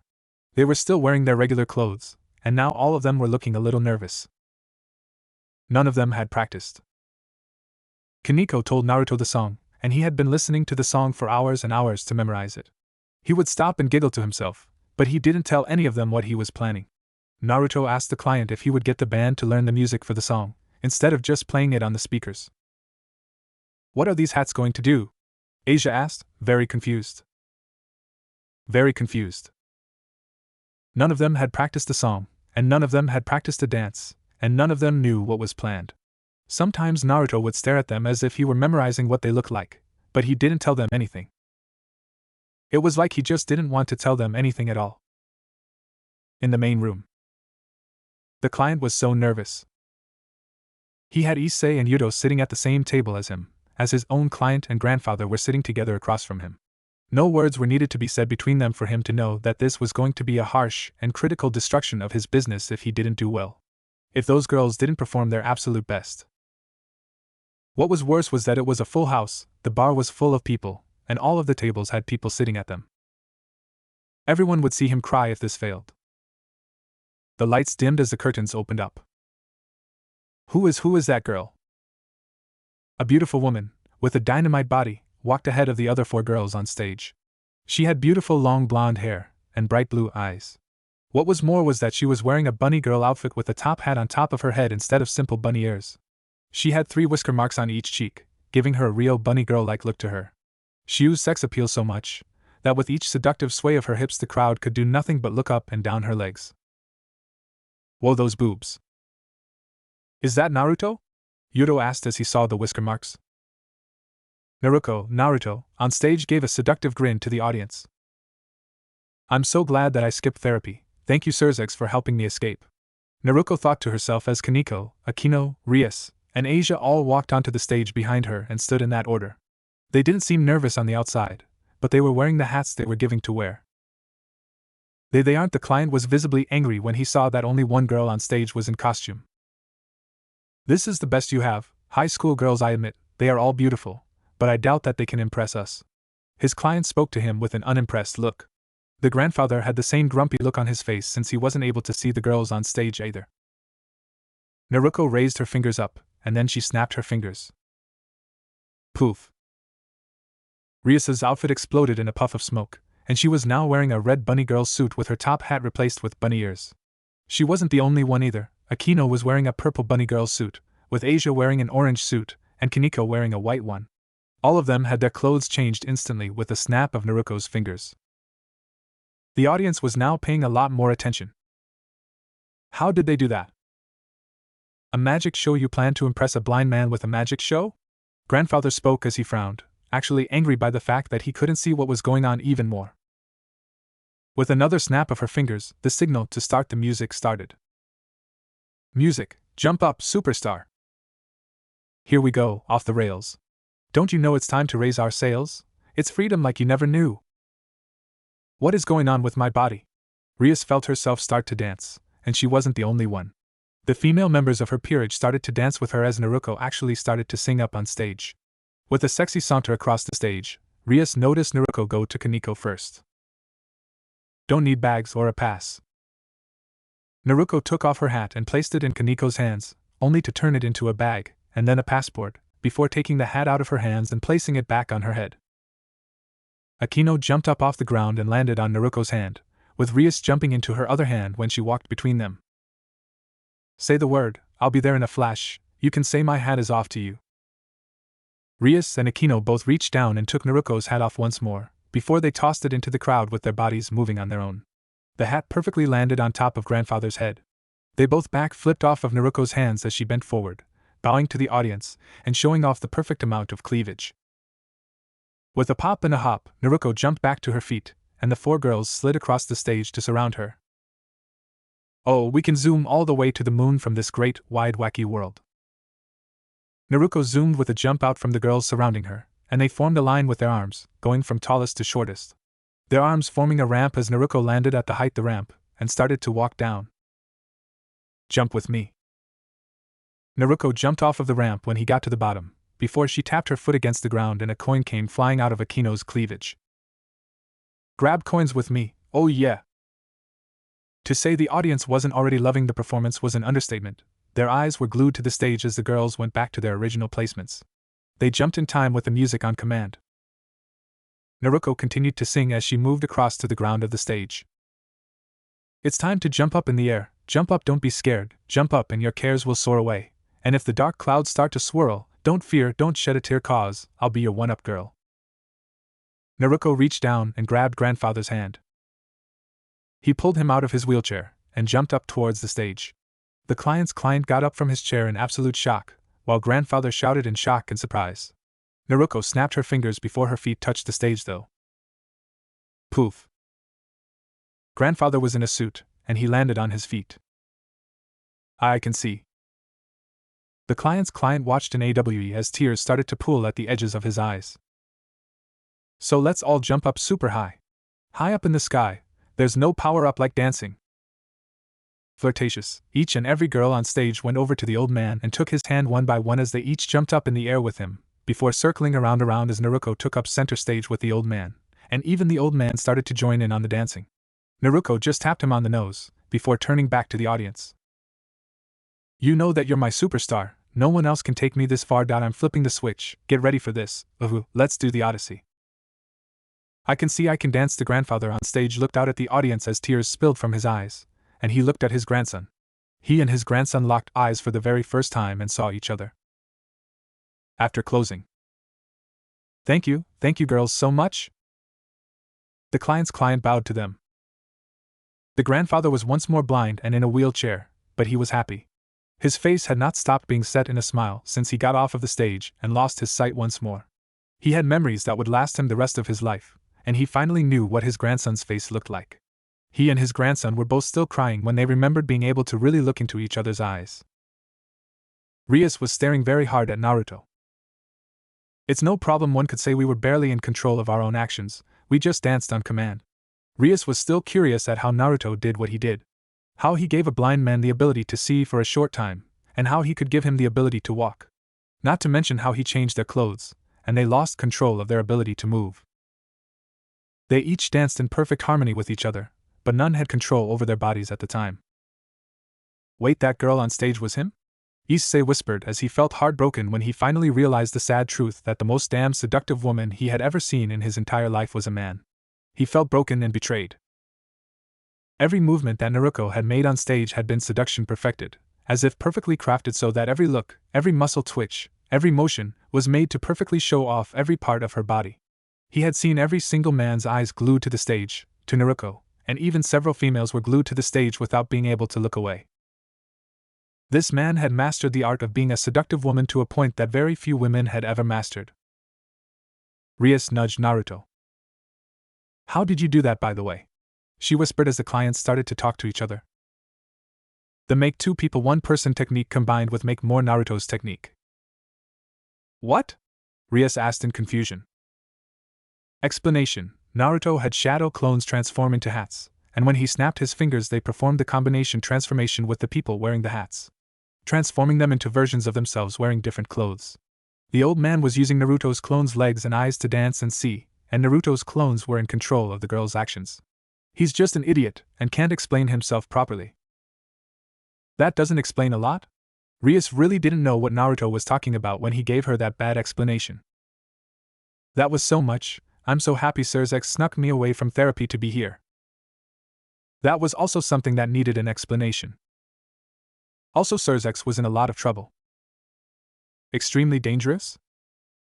Yes, Naruto is showing the same signs of hearing voices that those with mental disease show. There are delays in his reaction time, and he reacts to the sound of something only he can hear. That's an extremely dangerous trait for somebody who can kill people as easily as he could. Sirzex didn't believe what the therapist was saying in the slightest. Naruto was such a warm person that it was almost impossible that something dangerous lurked behind that smile. It didn't matter what the therapists were all saying. He has extreme early life trauma. He's a child soldier who was trained to kill people, and he was both emotionally repressed by his peers and physically abused on the battlefield at a young. Actually, all things considered, the fact he is so shockingly stable is a miracle. Naruto had gone through experience that could lead others to suicide or mass murder, but he was just perfectly fine. That was the biggest red alarm to everyone that watched Naruto fight, and saw the way his eyes would wander to the places where he could kill a person. The way that it was clear he understood he could kill people, but decided not to show some dangerous thoughts. What was more alarming was that Naruto had no physical scars to remind him of his past trauma, so all of his trauma was buried deep inside of his mind. Not having a physical scar to make you reflect on your trauma could allow a person to push their trauma deep down inside of themselves. I've literally left him alone with my son, and my son just loves him. Sirzek's entire family just enjoyed Naruto. All of them were great judges of a person's character, and Naruto had an amazing character about him. The therapist agreed with a nod of her head. Humans are just as evil as us devils by nature, but Naruto is a human is who good by nature and received zero love and support growing up. The fact he is stable is proof that he is a good person at heart, but I'm afraid that he could snap, and if he snaps, I don't see him being easy to stop. The therapist was worried about what would happen if Naruto's bad experience ended up getting bottled up so much that they just exploded. They won't. The spinny death ball, a technique that can grind, apply friction burns, or explode.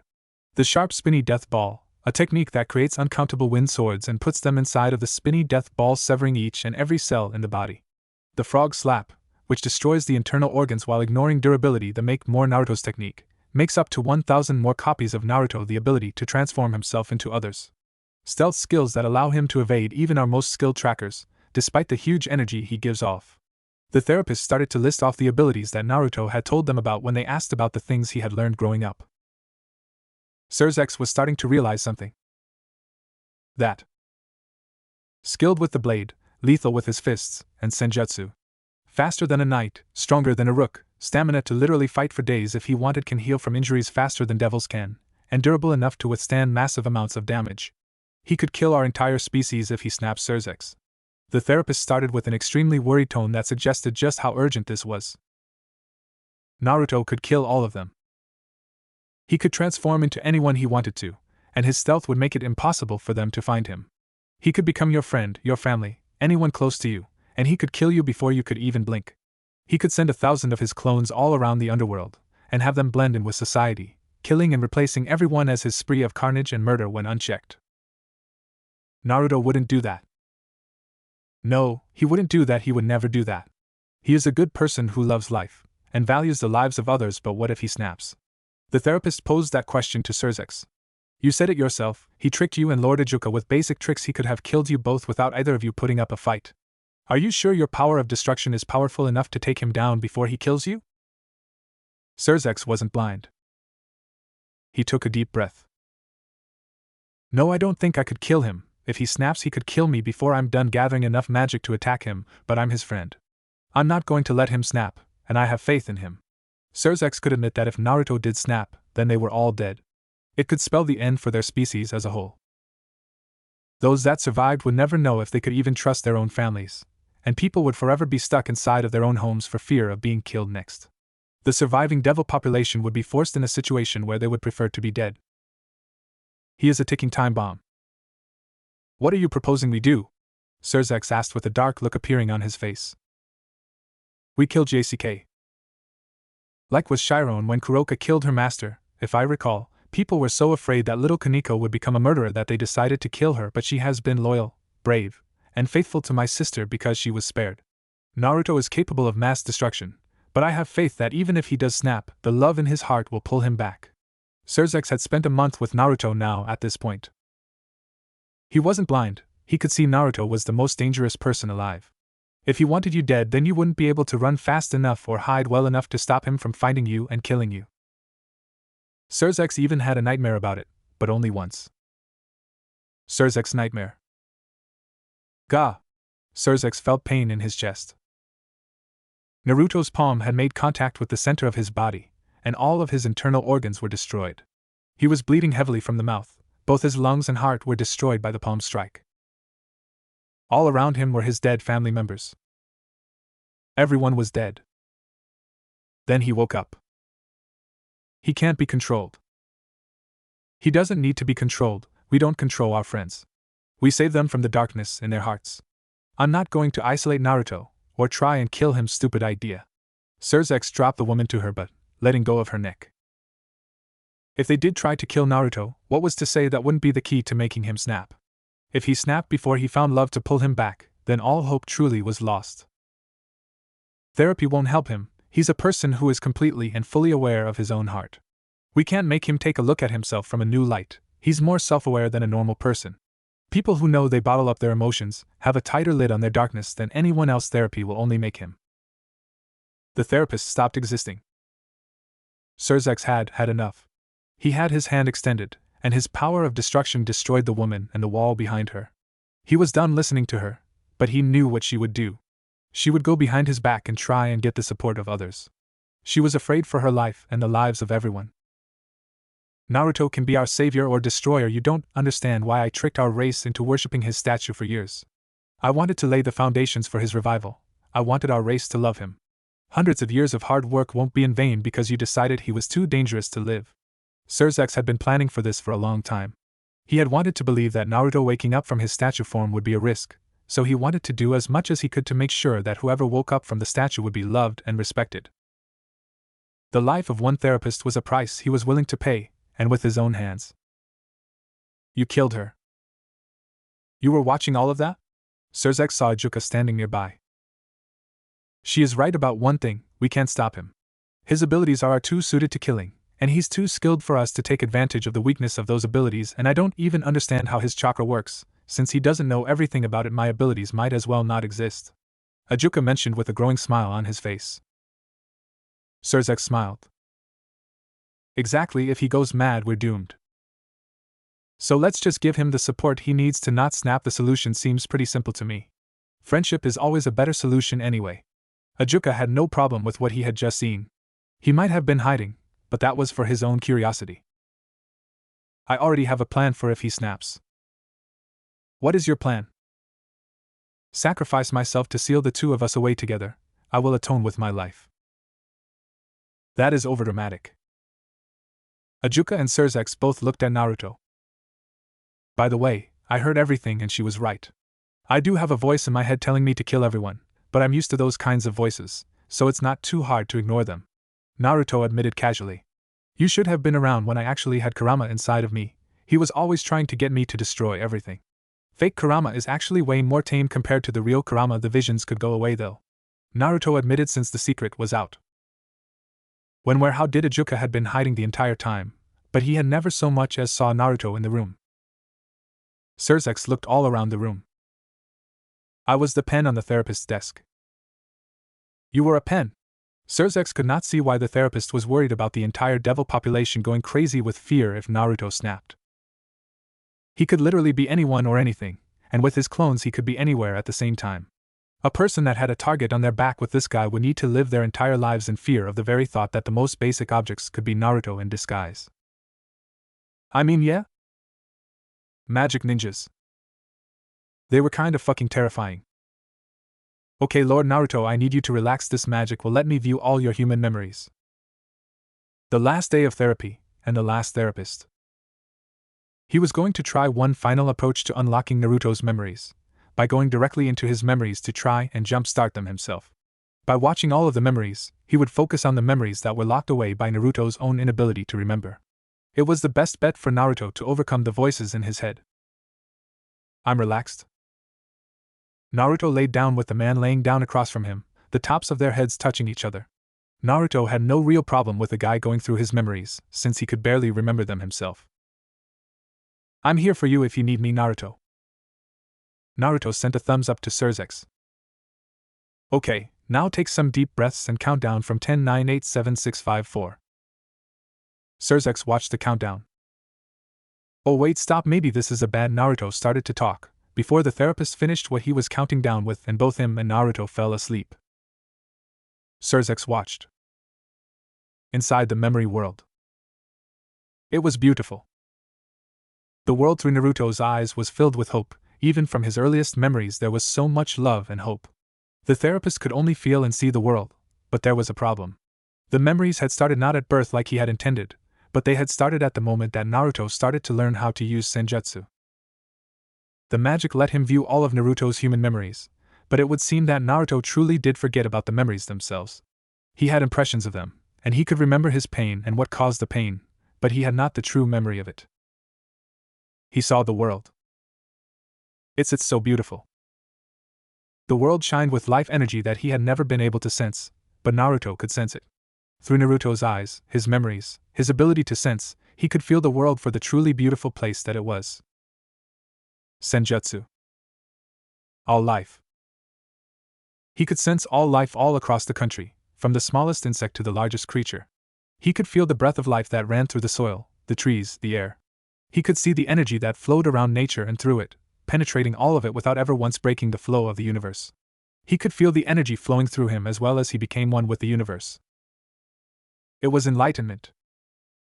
He felt turned to stone, and this was where the memories should end. After this point, Naruto was no longer a human. After all, he was a stone statue. The memories didn't end though.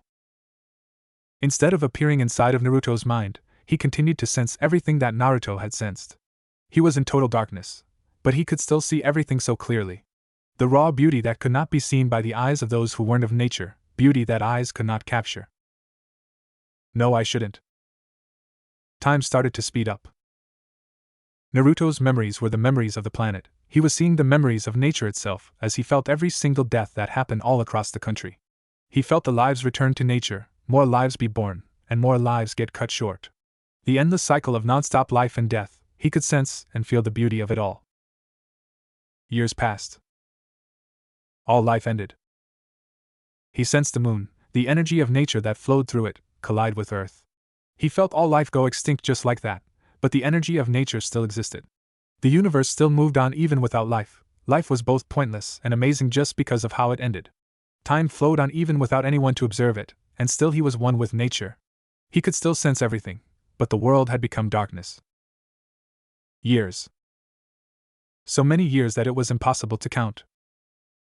A spark of life appeared, growing from nothing. Plants started to grow once more, and nature started to gain the golden hue of life. It was amazing, beautiful, to watch as life began on a planet. It was impossibly beautiful, because he had gone brain dead through the years that passed in these memories. That spark of life had awakened him in the memories he was stuck in, because so long had passed that he had forgotten how to end his own magic. So many years. He watched as the country he was on was filled with life that spread and spread, growing with unchecked power. Nature fueled itself, it created and continued to destroy itself. He felt lightning strike trees and destroy them during storms. He could sense the eruption of volcanoes that burnt life to the ground, but gave rise to new life to take its place. It was all there. All of history, all of the history that they didn't know. These memories were it. Life spread, and bloomed, and bred, and died. Years passed by, and so many years passed. Life had truly taken over the planet once more. So many billions of lives had come and gone during the time. All lives, not just the big ones, but the small ones as well. The insects, he could sense so many lives that it was mind-breaking. He could sense and trace all of their lives. His brain wasn't meant for this beauty. This was what it was like. He was more than a man, he was everything. He was one with nature. He had died as a man. That was what it meant to be a sage, to stop living and become one with nature. It was to become all and none, to embrace infinity and nothingness. To ascend to a greater existence of not only power, but knowledge. So many years passed by, but they could no longer be counted. Counting them was a waste. This was ascendance. Life died out again, and it was beautiful. It was beautiful to witness death become part of the endless cycle of life, but this time some life had survived. They were small sparks, but they were there. They were the spots where nature didn't touch, where the power of the cosmos around could not interact. The sparks of life, as the years passed and they moved, it could be seen as they spread and breed as well.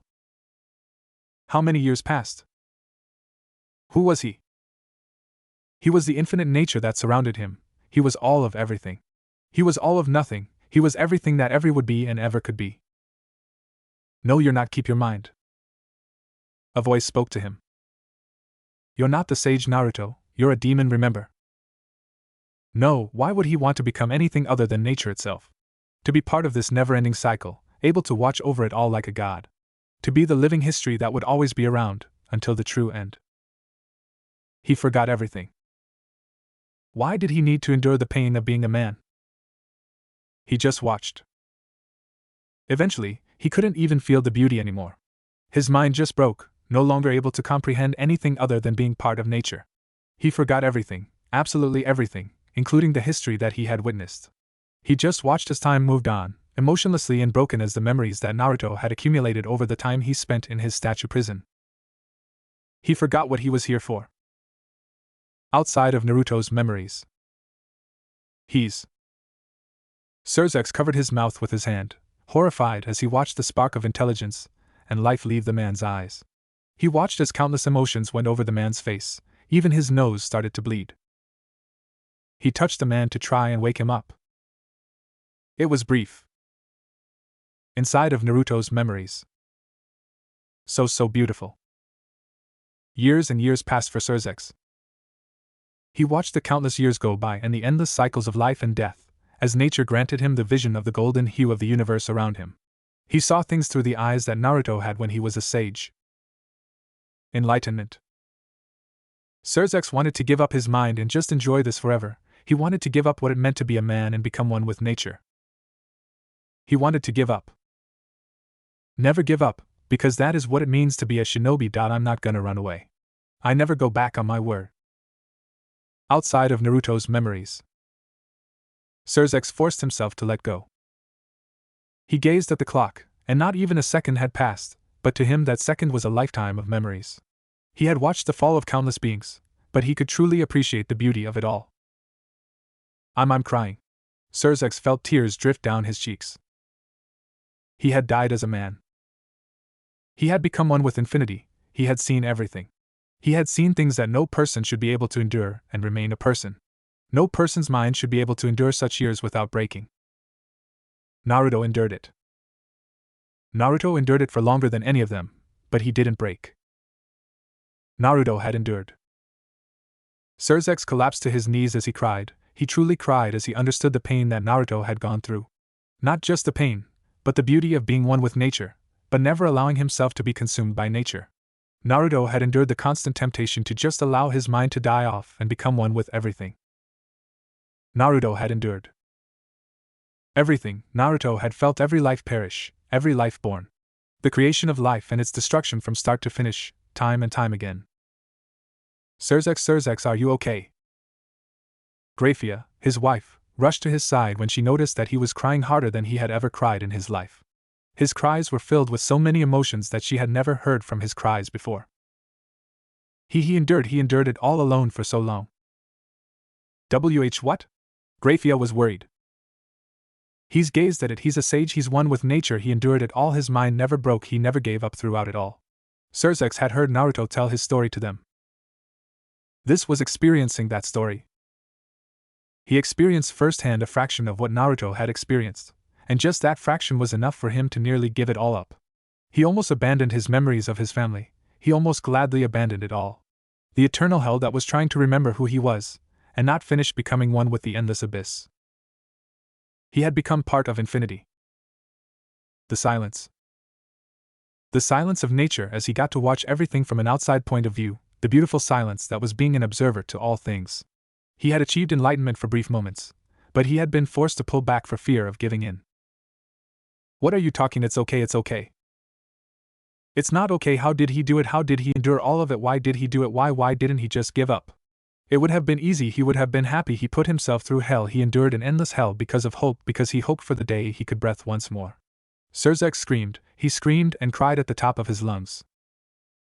Naruto never backed down. Naruto never gave up. Naruto wanted to give up so many times he was tempted to give up, but he never did.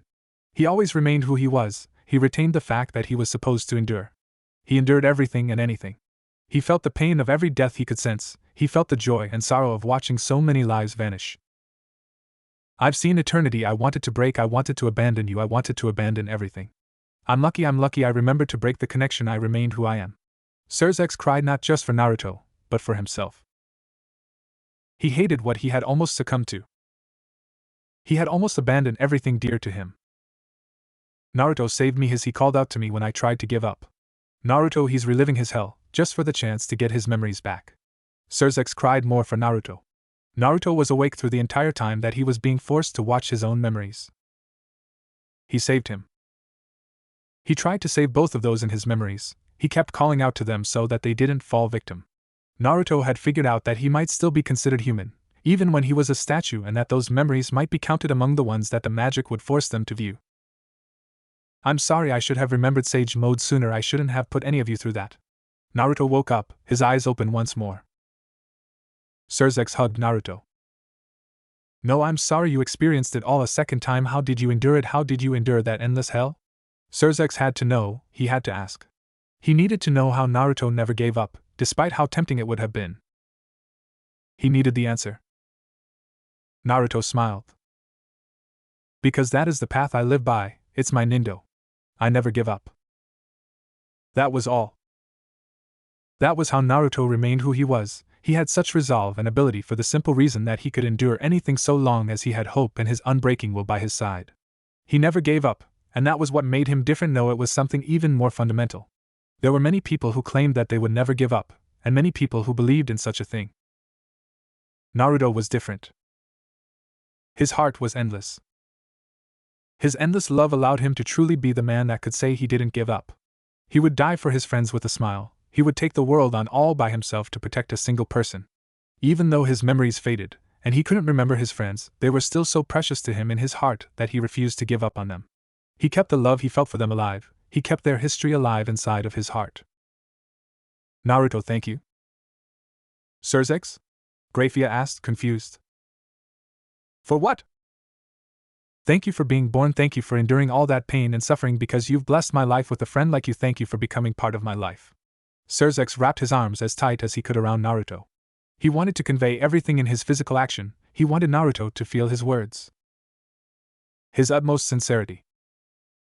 This was the blessing that even a devil like him could receive. The ability to know the man before him. He was the couch. This was going to be a hilarious prank, something that would be amusing for him. He asked Surzex not to tell anyone his therapy was over now and he was in the human world, 2 days before he would be joining classes. So everyone just assumed that Naruto was still in the underworld with the others. They don't even realize I'm here. He was the couch that Kaneko and Asia were sitting on, while Asia talked with Rias about how her last contract with Kaneko had gone. Nobody was even clued into the fact that the very couch underneath their butts was actually Naruto. That he could feel them through his couch eye exterior, able to feel their butts. He didn't think this through a lot. The turn into things technique, temporary name, was great for infiltrations, but it was also great for stealth pranks that he could pull off at the top of a hat. He could feel each minuscule part of the curves in their asses. Kaneko's ass was smaller, more tightly rounded, but the athletic muscles in her ass made it actually softer than Asia's ass. At the same time, the fat content of Asia's ass was higher, so it had more size to it, and it gave off a more cool sensation. It wasn't as soft as Kaneko's ass, but that wasn't to say she had a hard ass. It was soft in a different kind of way. He didn't think this prank through enough.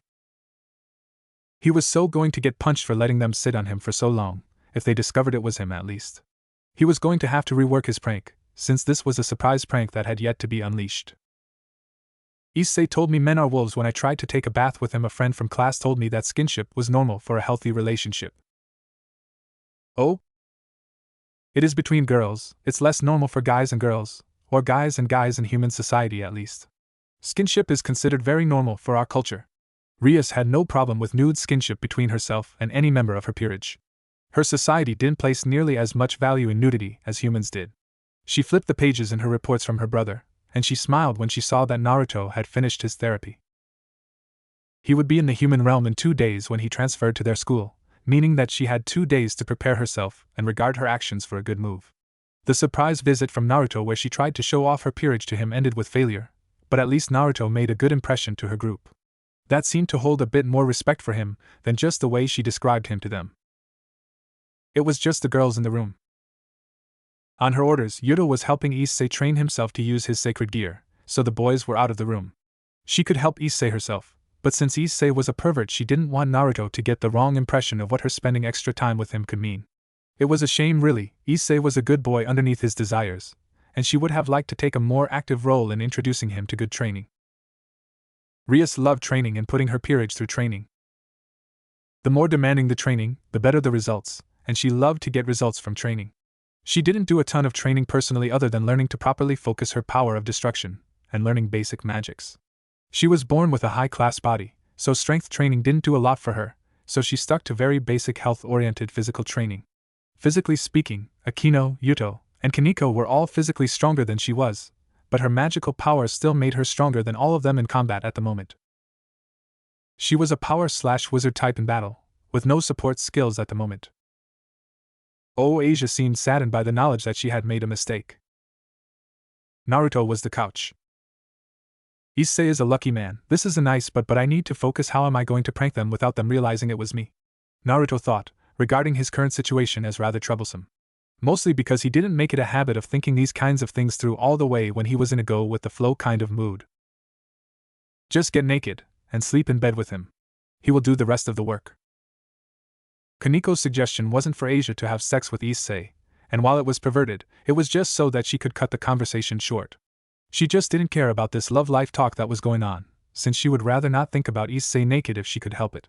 It was bad enough that she was sure Issei thought about all of them naked frequently, when there were very few people she wanted to have those thoughts about her. As flattering as it was to be found attraction, being found attractive by mostly perverts didn't exactly boost her self-confidence. It just made her feel like it was only deranged perverts that could be attracted to her body. When the only people that comment on how sexy you are perverts, it does not make you feel that much better. I could never do that, I mean not right now. Asia corrected herself, since part of her was really curious about how much she wanted to do it. She didn't have any competition for Issei, she just wanted Issei to confess to her. Rias seemed to have no interest in the boy, and neither did Akino or Kaneko. All the girls in the school were repelled by the boy, so she knew that she could take her time getting him to notice her as a woman. Naruto was the couch. He was hearing this entire secret conversation right now, and the longer the conversation went on, the more he was realizing this was a bad idea for him. Bad ideas like this were up his alley, and he was well suited for getting himself out of these kinds of messes. The couch feels different, it feels better than usual. Kaneko noticed, since for some reason the couch seemed a lot better. It was like she could feel it was firm and soft in all the right places, much better than the usual couch that was worn down from years of use. It was like an entirely new couch. She pushed her ass deeper into the couch to get even more comfortable, and leaned backwards so that she could enjoy it further and further. Really? Rias got out of her chair and walked over to the couch, before she sat down next to Kaneko, between herself and Asia. Naruto was the couch. Rias had a much bigger ass thanks to her wider hips, and it had a completely different feel to it than either Asia or Kaneko. Rias did some training, but not really as much as Kaneko, so the feel of her ass was a lot less muscular softness, and focused completely on subcutaneous fat with a good base for size. It was softer than Asia's ass, but not as soft as Kaneko's ass. It had more size and give to it at the same time, a more elastic property that gave it a more to grab kind of feeling without it being unattractive due to higher fat content. You're right, it does feel better than normal, Rias exclaimed as she got comfortable on the couch, rubbing her ass against it as she got herself dug in deeper. Naruto was the couch.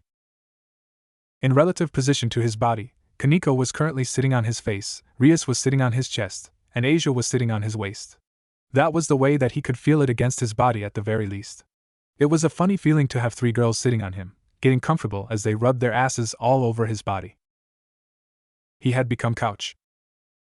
For a person like Naruto who was used to transforming himself into weapons, rocks, dogs, other people, and whatever he could get away with, he was very used to pretending to be what he was pretending to be. This was a different kind of transforming situation he had found himself in, where his prank was backfiring on him. That comfortable, huh? Akino asked as she set her tea tray down, and sat on Asia's other side. Akino had the biggest ass, it had the least muscle content, the most fat content, but was somehow the softest ass as well with the least give to it. Her ass was like an elastic pillow that wouldn't easily give, and would always return to its shape. Instead of muscle softness, it had pillowy marshmallow softness to it. It was cooler in temp, slightly bigger than Rias's ass, but the muscles that were there were formed years previously.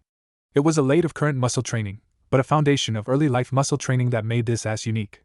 It was the ass of a sadist, a woman that could smother a guy with her ass and choke him out. Kaneko's ass was the ass of an athlete. Asia's ass was the ass of a person who spent a lot of time outside, in the sunlight. Rias' ass was that of a girl who did basic training to stay in shape, but had good genetics. Akino's ass was of great genetics, and early life training for a good foundation built for masosadism. The athlete, the normal girl, the seducer, and the pervert. This is way better than normal, it's almost like I'm smothering a person. Naruto was a couch, and couches did not have S, but in relative position Akino was smothering his with her ass. It was only because he was a couch that he didn't get extremely rock hard at the moment. He currently had 4 girls rubbing themselves on him, and because he was sure he would get punished, he couldn't turn back to normal and reveal the prank. The prank was to transform back and let everyone freak out. That prank backfired on him, because now he couldn't turn back without being called a massive super pervert for it. It was taking every part of his willpower not to drop the transformation simply due to how aroused he was at the current situation, and the fact he could literally feel the different kind of panties they were wearing. Asia was wearing innocent, Akino had a barely their thong, Kaneko was wearing side-tie panties, and Rias was going see-through where the fabric was thin around her butt. Naruto was the couch. Naruto stayed the couch until everyone went home late into the night, and it was only then that he dropped the transformation and replaced the couch with the original couch. He never once allowed himself to transform back, even when he spent 8 hours having asses rubbed all across his body. Prank failed. He would try again tomorrow. Hiya, after that, I earned this. It's hard to stay a couch all day and night. Naruto was relaxing in the public baths. It was in the middle of the night, and he was the only person at the place. It was Devil Run, so he was let in for free and humans weren't able to find the place. I feel bad for Issei, Naruto stated, since him getting a good, long feel of Asia's ass had been an unexpected part of his prank that went wrong. It felt wrong for him to enjoy feeling up some guy's love interest, though his prank successfully backfired in general in that he had gotten a great feel of all of those girls' asses. Naruto looked up when he heard something. The sounds of people walking towards the bath, and by the sound of the softer steps it wasn't dudes. Naruto looked at the wall, before his eyes widened when he realized that there was something about this bathhouse that he missed. Poof. Naruto transformed himself into a not suspicious object, so that he wouldn't get called a pervert for what was about to happen. Not only that, but nobody other than Sirzex knew that he was currently in Ko. He needed to keep the fact that he was in Ko a secret from everyone until the day he was supposed to have come. Naruto became a bar of soap. He became an orange bar of soap, because nobody would want to use orange soap when you could use the better scented soaps. The fact that he landed on the tile floor instead of where the soap was supposed to be was just a bonus to people not wanting to use him. Now see Asia, this is how skinship in Japan is supposed to be between fellow girls. I see this is one of the devil-owned places? Asia asked as she walked into the bathing area, after Kaneko, Rias, and Akino all walked in. Since everyone was done with their clients for the night, Rias thought it would be a great idea to show Asia one of the many devil-owned and operated places in Ko that humans could not go. Included the mixed baths. There were devil-owned arcades, devil-owned clothes stores, and devil-owned tech stores in the city, but this was a place where their species could relax after they got done with late-night clients. After humans would of course be sleeping, and the human bathhouses would be closed. Since there were plenty of devils and supernatural species in Ko, it made sense for this place to remain open during the night. Naruto was the soap. Asia slipped when she stepped on a bar of soap, sliding a couple of feet forward, before landing with her crotch dead on top of the soap bar she slipped on. Her butt hurt more than anything from colliding with the solid floor. Asia just stood up, and she picked up the soap that she slipped on. Rias took the soap from her. Here Asia, I'll wash your back for you should learn to do it yourself too, you never know when you're going to want to wash another person's back. Rias said with a hint to Asia, but the girl didn't get the hint. They all sat down side by side at the washing station, where Asia turned so that her back was facing Rias. A girl's back was smooth, soft, and small. Naruto could feel the bones underneath Asia's soft flesh, as Rias pushed him up against the girl's back. Rias then grinned and started to rub the soap up against her own breasts, lathering them up until they were covered in soap bubbles. Then she placed the bar of soap between her breasts, and pushed her massive chest up against Asia's back. Bucho! The bar of soap peeked out of the top of her breasts, as she rubbed her body up and down against Asia. Remember using your boobs when you wash a man's back, Issei, the man will really appreciate it. You're a demon now, Asia, so you can be more seductive. Rias used her soaped-up boobs to wash Asia's back as she balanced the soap between her breasts. She gave a jerk and the soap launched out of her boobs, went over Asia's head, before she caught the soap when it landed in front of Asia. She started to lather up Asia's boobs with the soap bar in her hands. Rias' boobs were soft, and the bar of soap would practically disappear inside of them, but Asia's breasts were a different soft. They weren't the same pillowy soft that gravity forced to jiggle constantly. They were the softness that defied gravity and that they could resist the jiggle that physics demanded on them. Her were smaller and a more pale pink, rather than the hard pale pink that Rias had. Smaller in size, smaller in everything, but they were harder and perkier than Rias.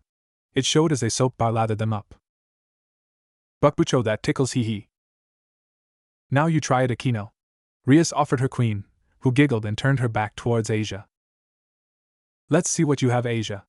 Akino moved her hair out of the way and allowed Asia full access to her back. Skinship between demons was a lot more lewd than between human girls it would see, and while the bar of soap could completely vanish between Rias' ample chest, Asia's more modest chest couldn't completely cover the soap bar up. She pushed her chest and the soap up against Akino's back, using her arms and elbows to push her chest together. She couldn't wrap her arms around Akino and control her chest at the same time like Rias could. She needed to put a lot more pressure on the soap bar if she wanted to keep it balanced between her smaller boobs. That pressure could be felt by the bar of soap. You know, this soap smells just like the soap that my family uses. Rias noticed the scent of the soap smelled just like the soap used by her family. Naruto mentally cursed. His scent didn't change much when he transformed, so the scent of the soap was the scent of the soap that he last used. It was the same soap that was used by Rias' family, since it was the soap he himself had been using lately. He was the bar of soap. He needed to reject his humanity and fully embrace the role of soap, otherwise he could lose focus and transform back into his normal form. This was even more dangerous when compared to the couch situation, because he would transform back into himself without clothes on. I'm sorry if I'm not as good as Rias. Oh, don't worry, a clumsy girl has her charm too. I say, boys will appreciate how clumsy you are even more than they would if you were sexy about it. Akino herself found the awkwardness in Asia's movements to be completely endearing. She broke off from Asia and took the soap from her, lathering up her breasts. They were dangerously bouncy and elastic. Her were the same size as Rias despite her bigger boobs, but they were the same color as Asia's own. They were bigger and more elastic than Rias, but had a softness that was not pillowy marshmallow, but more like a marshmallowy pillow. They were the kind of boobs made for suffocation, and she pushed her boobs up against Asia's chest. She wrapped both of her boobs around one of Asia's boobs and moved them up and down, lathering up the smaller girl's entire breast, before moving on to the next boob. "Do you want next, Kaneko?" Rias asked as she smiled at the smallest girl. Kaneko nodded. It was just a little skinship with Rias. It was something that she was completely used to. She got it a lot since she had met Rias. When Asia and Akino were rinsing themselves off, Rias got the bar of soap back and started to wash Kaneko. Humans have a superstition that breast massages can increase your bust size. It's a fun idea. Rias could cover most of Kaneko's back with her boobs, and with her arms she reached around Kaneko and started to go up and down her belly with the soap. Kaneko had a tight body. She had a little bit of fat so her abs weren't visible, but she had an athlete's body where the muscle was easy to feel underneath that tiny bit of needed fat. Her boobs weren't nearly as soft as any of the other girls, but they were the perkiest of them all. She had the smallest of the lightest color, and Rias knew what she was doing when she started to use the bar of soap to indent those small boobs and play with them. And then Kaneko's tiny moan was combined with the smallest of amused laughs. Just a physical reaction caused her to stiffen.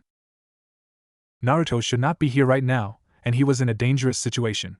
Rias' fine hands moved him as the bar of soap in ways that were for sure bad for him reputation. He could now add all of the girls' boobs to the things that he was going to need to keep a secret. He was being used to scrub every inch of both Rias and Kaneko's bodies as they traded back and forth. Become soap.